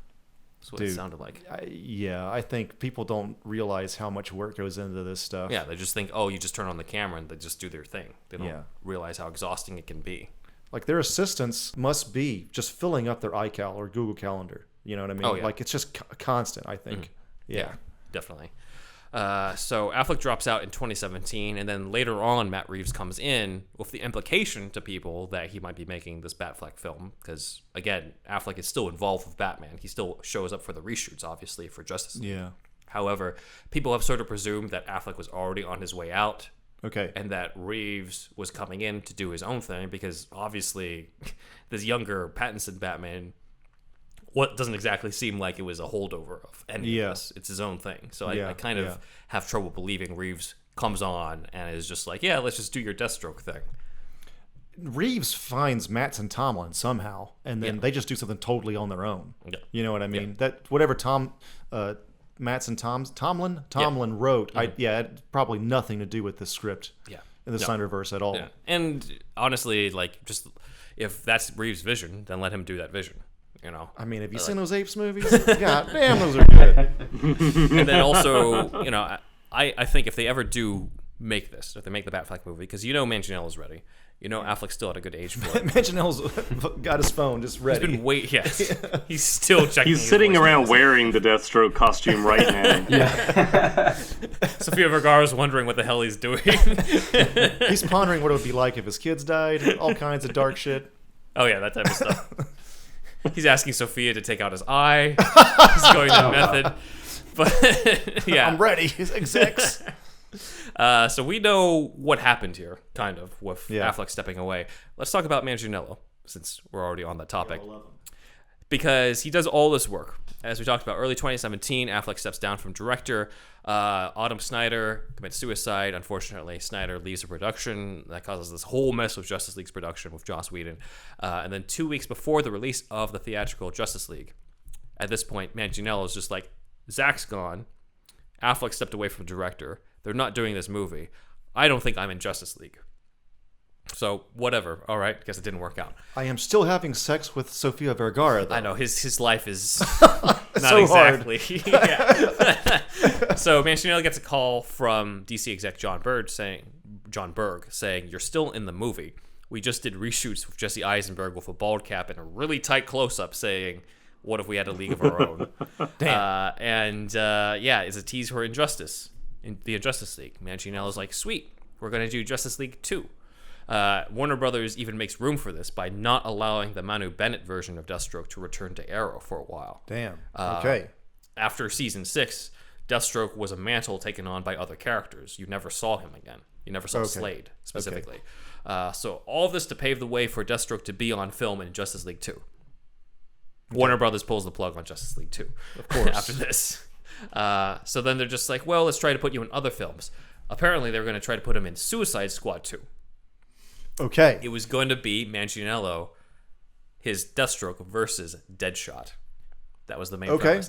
Deathstroke versus Deadshot. Okay. Which would put him against Will Smith. And funny enough, this type of showdown is not only in the Arkham Origins stuff, but is in the storyline for the War of Jokes and Riddles. Okay. Which would be in the Rebirth storyline. So, obviously this fell through, and the Suicide Squad that we're getting is a completely different one from James Gunn.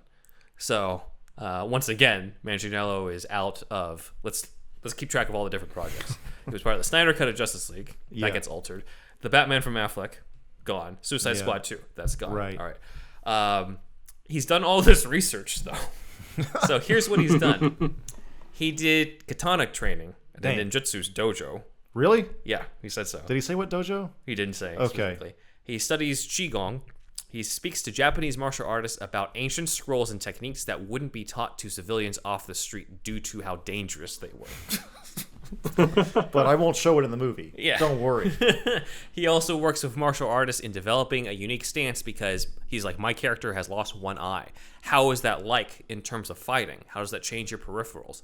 What way would you stand? And that type of, just so much goddamn research in this. God bless Manganiello. Fucking A, man. Did he go to train with Flash in China? Also doing the yoga stretches. Yeah, doing that yoga shit. I don't know. It looks like he went more to Japan instead. But you mean he did shit that made more sense? Yeah, he did shit that made... Honestly, this stuff makes more sense. Just Actually, I like what the Flash did, but it's a little bit this circuitous. is more on topic. Yeah. No, the eye thing, when I heard that, I was just like, oh, that's something I'm betting, no offense to the other actors, but I'm betting none of the actors really did that type of stuff. Okay. So that's great. That's amazing.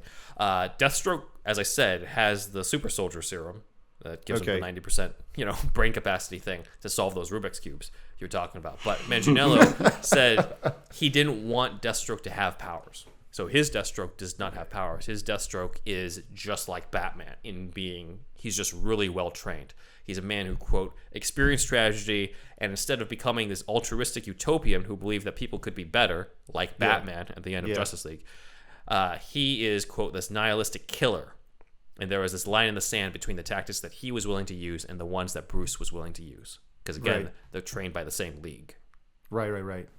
So he didn't want to attack him during Batman versus Superman because he's like, well, he's pretty much like I am now. He didn't see too much of a difference then. Until you killed my kid in the lift. That's right. So good.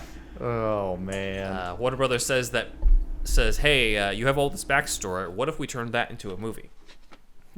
What if? Manganiello's like, let's do it. I've been waiting. I'm ready. I didn't go to Japan for nothing. Let me get this. Let me stop looking at the scroll real quick, and I'm ready to go. So again, Warner Brothers, you really want to mess with this guy who learns all these secrets that are too dangerous for regular civilians? I got the real Kyodai-kin going on. Yeah. And also, let's not forget that he also trains in a lot of firearms for previous movies. Oh, yeah, for sure. So this man is basically real-life Deathstroke. Yeah. He's just happens to be, a Dungeons and Dragon nerd. Who's also that's what makes him so great. Yeah. Manganiello then writes an 11 to 16-page script treatment, just solely based off the backstory that he's devised of Slade Wilson. Manganiello did this? Yes. Yeah. Okay. And he gains interest from Gareth Evans, who's the director of The Raid. Yes, okay. And he wants to do a Deathstroke origin movie like The Raid. So he said, quote, it involved Adeline, his wife who took his eye, the kids, so Joe, Grant, presumably how Batman's responsible for killing one of them, Wintergreen. Now, we haven't covered Wintergreen that much, but Wintergreen's kind of Deathstroke's Alfred. Okay. He's kind of his, ex-military assistant who's a little older with a mustache. Is he also British? He's also British. Wow. Yeah. Okay. I'm surprised there hasn't been much talk about Wintergreen Evil in the Alfred. script. You would think that there'd be a Wintergreen versus Alfred sequence. Sounds like chewing gum to me. It is. It's what is it? Winterfresh or something like that? Yes. Spearmint green or some shit? Spearmint.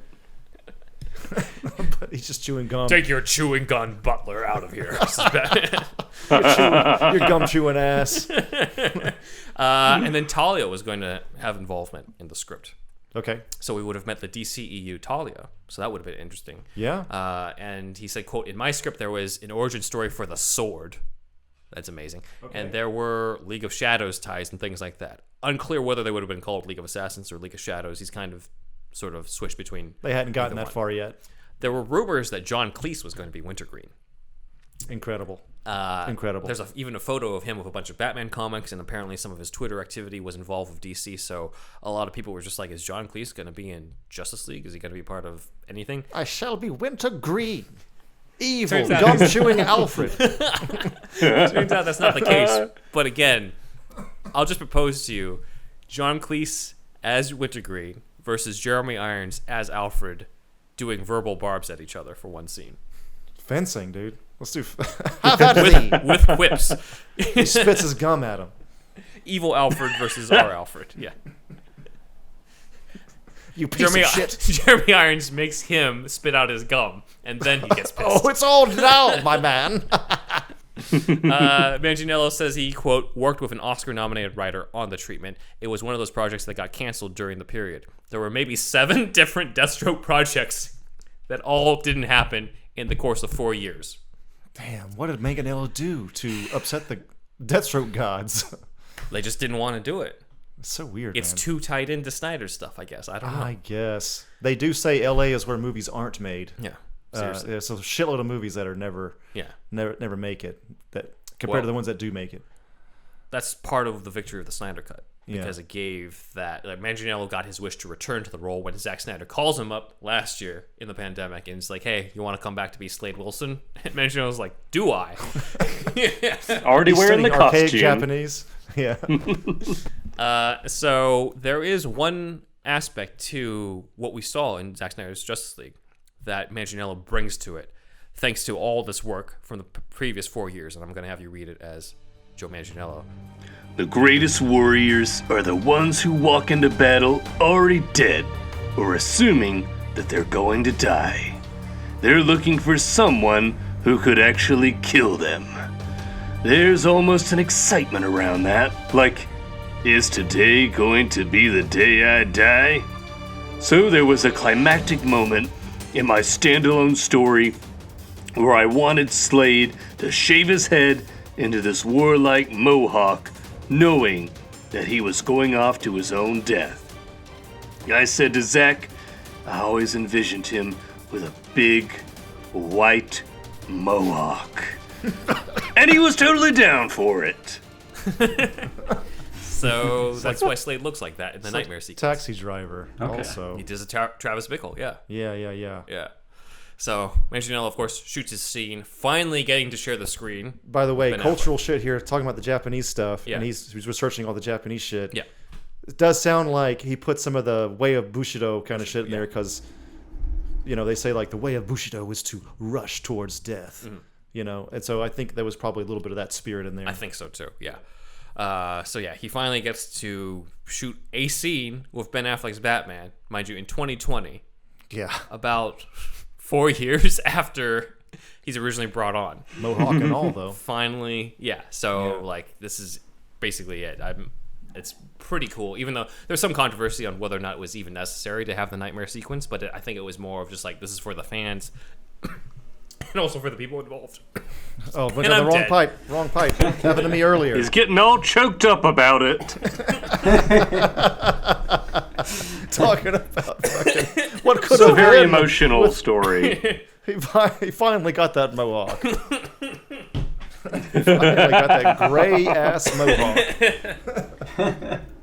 So, on a final note, Deathstroke's co-creator Marv Wolfman would see the Snyder Cut and then text Joe Manganiello saying that I hope to see more of you in the role. Hell yeah, So, Wolfman. That's nice. Yeah, that's a Yeah. nice Yes. seal of approval from the man himself. That's awesome. Manganiello just cried all night, dude. It's like that. It's been worth it. My Well, life. he's in bed with Sofia Vergara. Yes. Sophia Vergara's like, why are you crying? Wearing the Some D&D shit Deathstroke again? costume. No, it was Marv Wolfman. And she's like, who the fuck is that? Forget it. Yeah, so anyway, let's go around and see your thoughts on this Batman versus Deathstroke stuff, starting with Jake. Yeah, I'm like 100% on board for them to do something like this, but also at the same time, you know, super respectful of where Ben Affleck is coming from. Like, if he wants to do it and he's still on board to play Batman, 100%. I mean, worst case scenario, they would recast it, but I don't think that they would go that route, probably. I don't know. He's just so good for the role. Yeah. And I feel so bad for Joe, too, with all of his... Yeah. That just fucking sucks, man. Yeah. But, like, especially since he did have, like, the minimal amount of screen time. He's the Boba Fett for the DCEU. You want to see him come back. You want to see him be able to really give it 100%. So, yeah, I mean, you know, the Zack Snyder Justice League cut happened. I'm not saying Warner Brothers is going to, you know, green light every project that fans are pushing for, but I wouldn't be surprised if, you know, if they start to go the other direction with actually listening to the fans, then it would be really cool to see that. Definitely. Zach?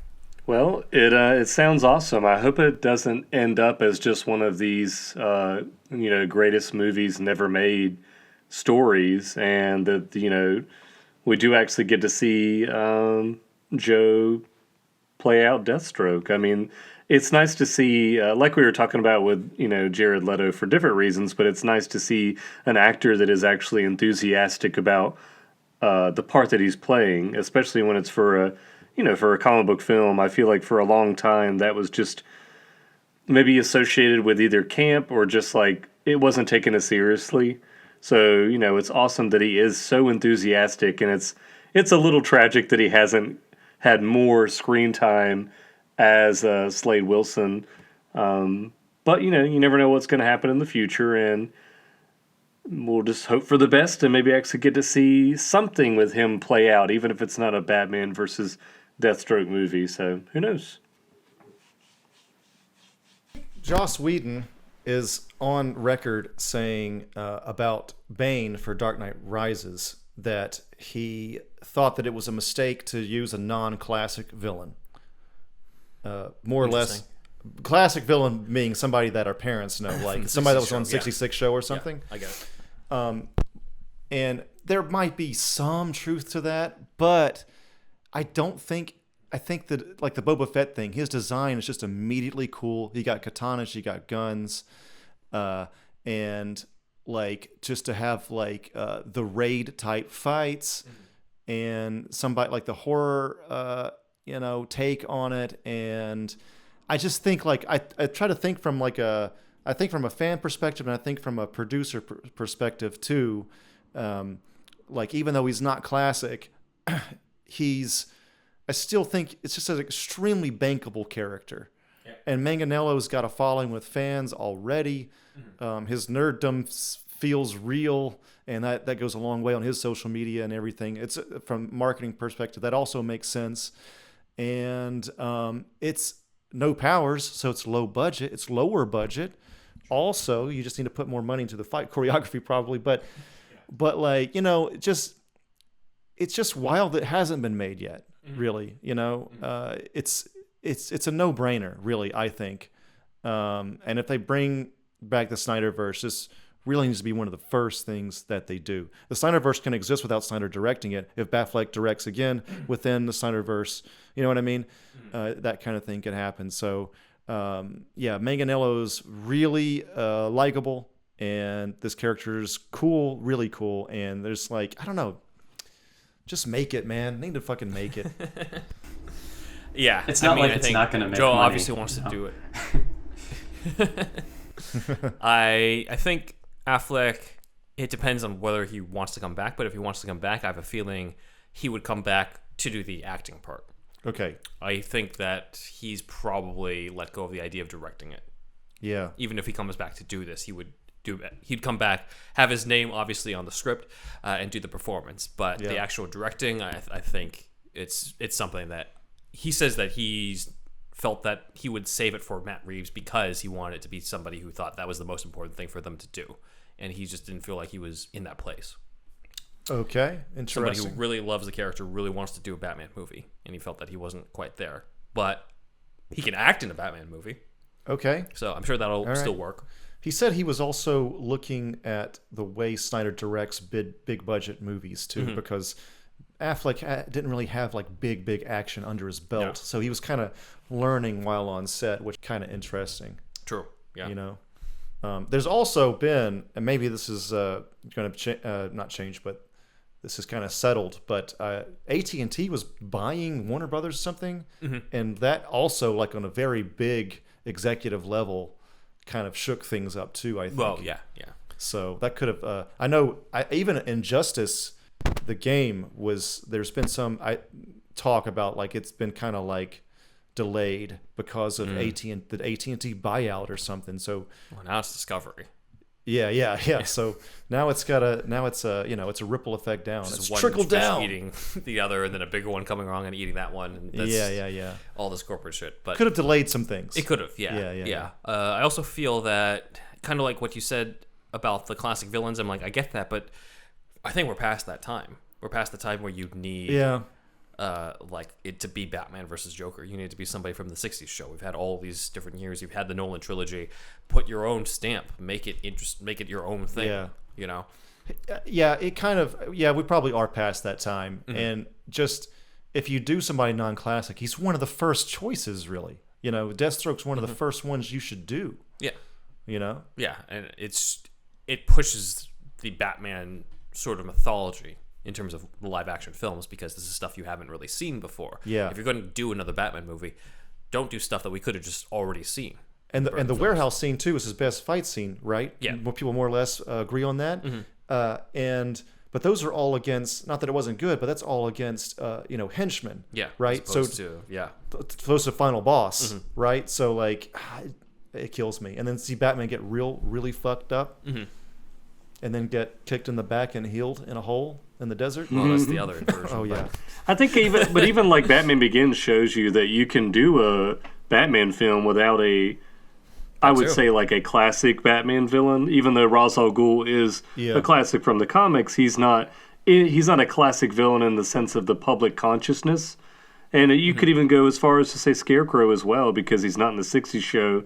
So he's not Penguin, he's not Joker, he's not Riddler, he's not Catwoman. So people just may not know who he is that aren't, immediately comic book fans. But that movie did really well, and it worked with two villains that had not already been seen on screen. Yeah. So I don't know if his argument that Bane's use holds any water.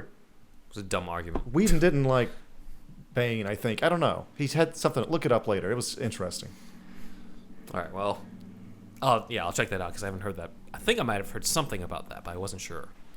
Yeah, he felt like the third one could have been better serviced with a more classic villain, something along those lines. I don't think know. The problem was the villain on that one. Well, that one had a lot going on with that one. All right, well, anyway, on that note, this is the final part of the trilogy for supervillain stuff you should know, but also the final part for the Snyderverse itself. So 6 months of coverage. It's been 6 months of coverage. I don't know if we can do any more deep dives because we've had episodes longer than the screen time of the people we're talking about at this point. Zack Snyder's got to get back to Deb, dude. Deb Snyder. He's done with us. So that is superhero stuff you should know. Let's go into some fan comments as well as plugging for social media and other stuff so that other guys can, a lot of our listeners and viewers can find the BatFeed. But let's go into some of the fan stuff. And Jake, feel free to chime in on this first one, which is from a fan named Paul, who also gave us that long comment about the cars last time.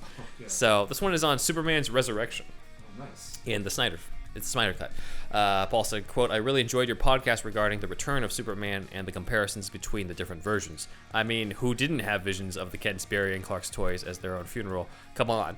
But I would really like to argue what you guys discussed regarding Zack Snyder's Justice League version, and this is why. You said that he was dead. You also said the black suit didn't really fit in because he already had powers, which he went up against the Justice League after his resurrection. This is my argument. Superman was not dead. It was clearly seen in the final last frames of BVS that the dirt rose up from his coffin, much like it does when he is about to fly.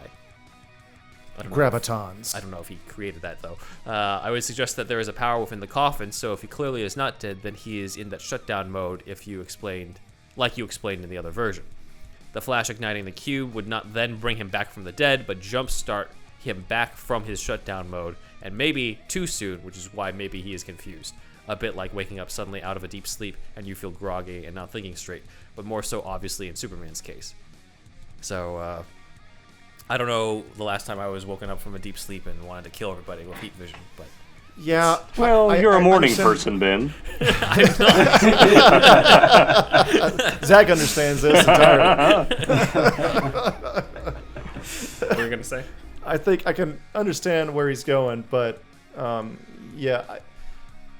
I don't 100% buy it, I think. Mm-hmm. But I like that he's trying here. Right. Yeah.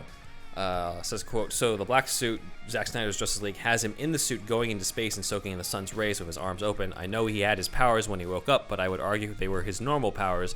I would suggest that with the threat of Steppenwolf in the Justice League weren't winning against him, and I would say struggling, Superman knew he had to be more, and the black suit plus the sun's charge up gave him a boost, so to speak. When he arrived at the fight, he easily overpowered Steppenwolf, turning the tide of the fight. So together they finished him off. I mean, Wonder Woman is born from Zeus, and she couldn't get an upper hand until after Superman arrives, and then finished him off. I would love to hear your opinions as discussions on this. Keep up with the great work, as always. So, Jake, any thoughts on this, or what your thoughts? We didn't really get into your thoughts about Superman, or Superman's portrayal in Justice League.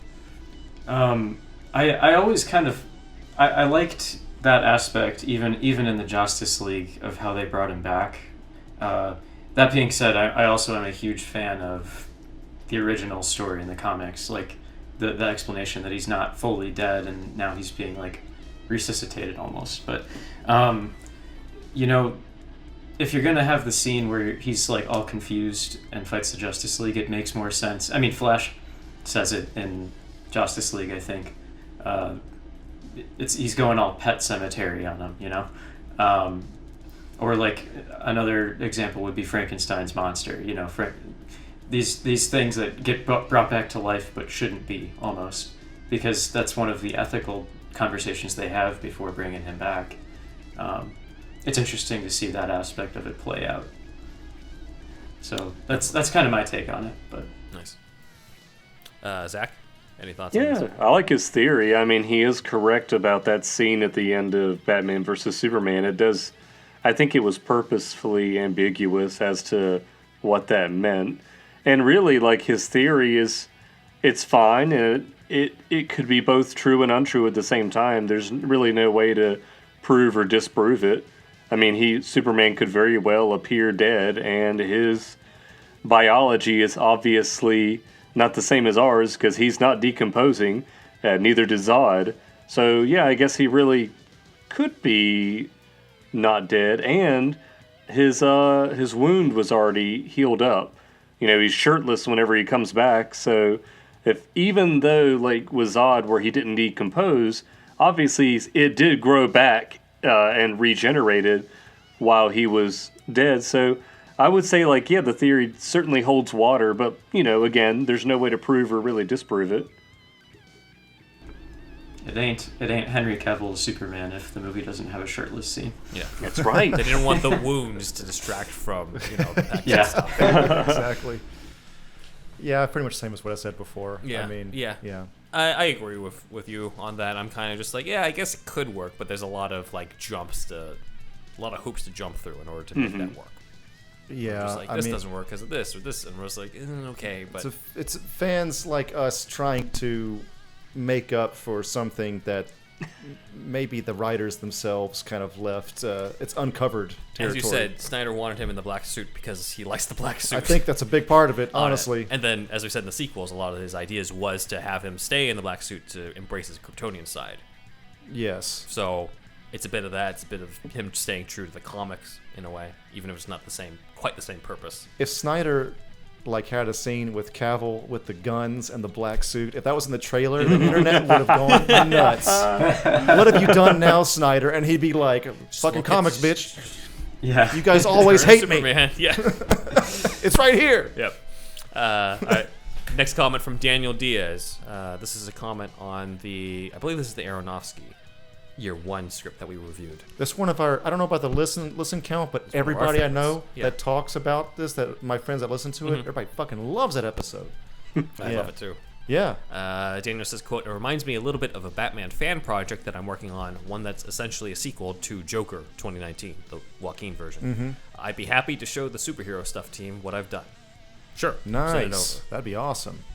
That Aronofsky Batman would really work in that Joker verse. Yeah. I mean, how many verses are we going to have at DC? But I mean, that would really tone-wise. Give us all the Batmans. Yeah. It's not like we would fans complain no matter what. But, it'd still make a lot of money, I think. Yeah, it would make sense. Definitely.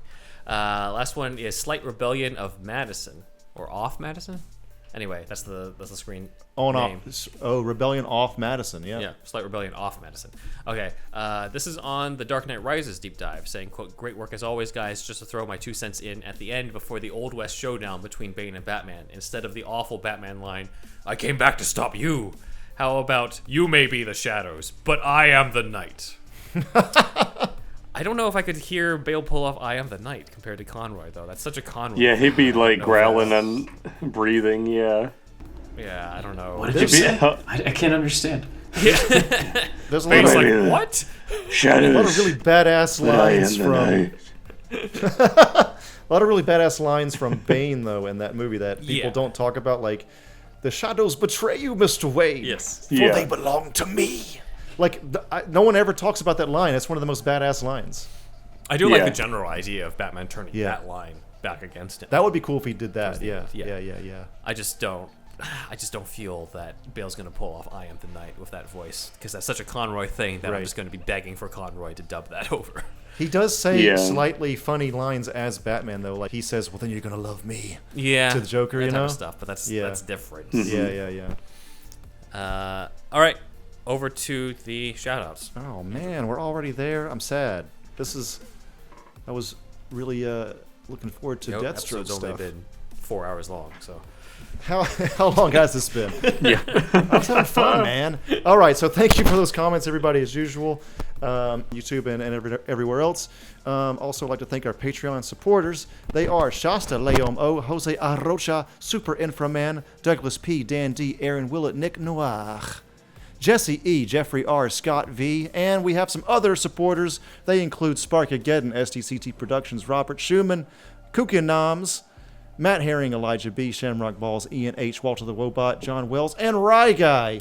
Did you mention Asker's Web? And Asker's Web, yes, Asker's Web. Also, sorry about that, Asker's Web. No problem. Also, shout out to Comic Capital on Instagram and the Everything Entertainment Club on Clubhouse. Indeed. Yes, and thank you to specifically Jared, Tito, Ken, and Yeet Ezek for joining in, or at least listening to the Batman 89 discussion that we had recently. Yes, thank you, and thank you for listening to our other episodes as well. Yes. Thank you for being a listener here and joining discussion. It's always cool to talk to people who are fans of the podcast. Yes. We have Patreon, everybody. So that's patreon.com/superherostuffpod.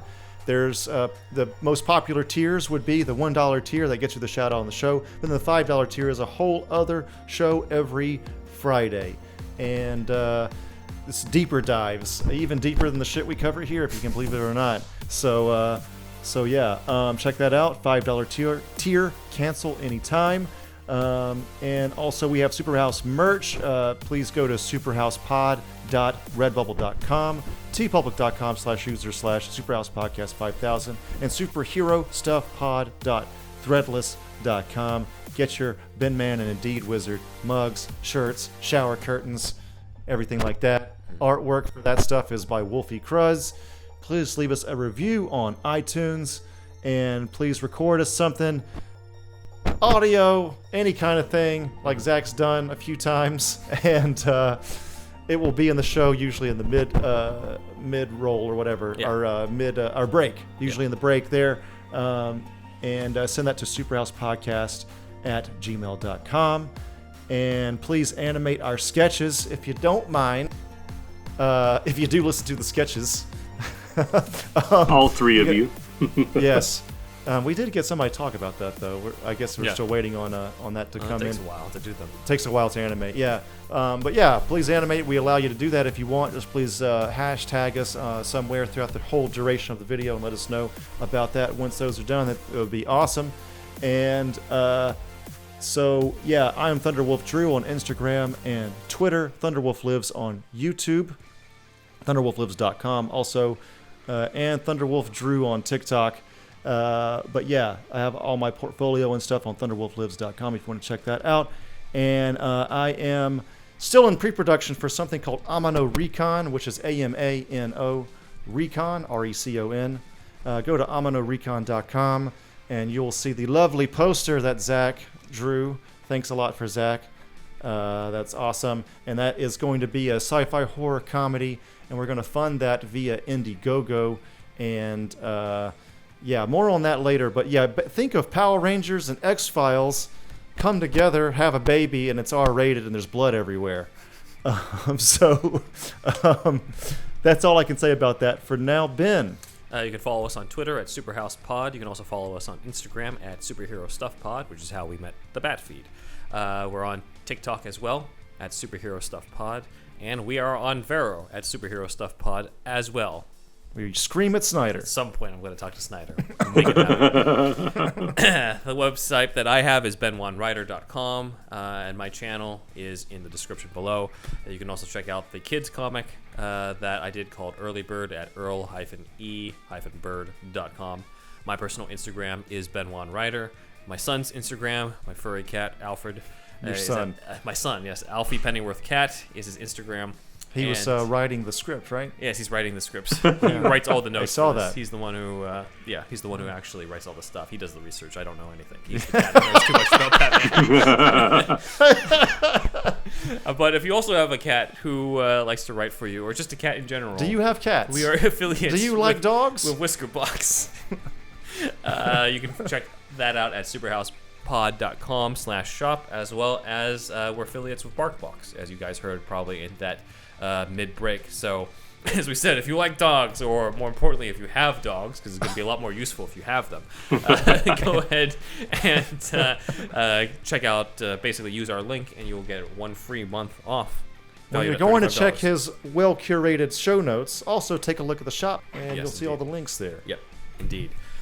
Over to Zack. Plug your stuff. If you like what you see on the screen behind Andrew and Ben, and those little sketch cards you saw earlier, you can see more. Just type in ZacharyJacksonBrownArt.com to go to my website, and you can follow me on Instagram, TikTok, and YouTube. Just look for Zachary Jackson Brown Art, and that's it. Nice. And then finally, Jake, where can we find the BatFeed? Yeah, you can find us on Instagram, just at the _BatFeed, Twitter at the BatFeed1, Facebook just the BatFeed, and primarily on YouTube and TikTok as well. The BatFeed. But nice. Yeah, we have lots of really cool stuff. Anything from like the documentaries that we were talking about earlier to like what if Batman existed in Star Wars, all sorts of cool stuff. Mm-hmm. So feel free to check that out. Absolutely. For those who are part of the Patreon Club $5 tier, we will be diving into the main Batman vs. Deathstroke animated film, Son of Batman, though I wish there were others, comparing it to the Grant Morrison comics that they're based on. But for the main show, as we said, we are done with the Snyderverse. It's been a nice 6-month ride, but it's time for us to continue on what we've been doing. For the first time in months, we're going to tackle an unmade Batman film, one that's not Snyder related, and one with probably the most unlikely villain for Batman to face. And I'll let you guys find that out next time. The Ten-Eyed Man. Calling it. Why'd you have to give it away? It's Midnighter. It's neither of those. You guys will get to find out next week. And do us a favor. I want you to tell all your friends about us. Hey! We finally did it. Fucking amazing. Didn't sound rehearsed at all.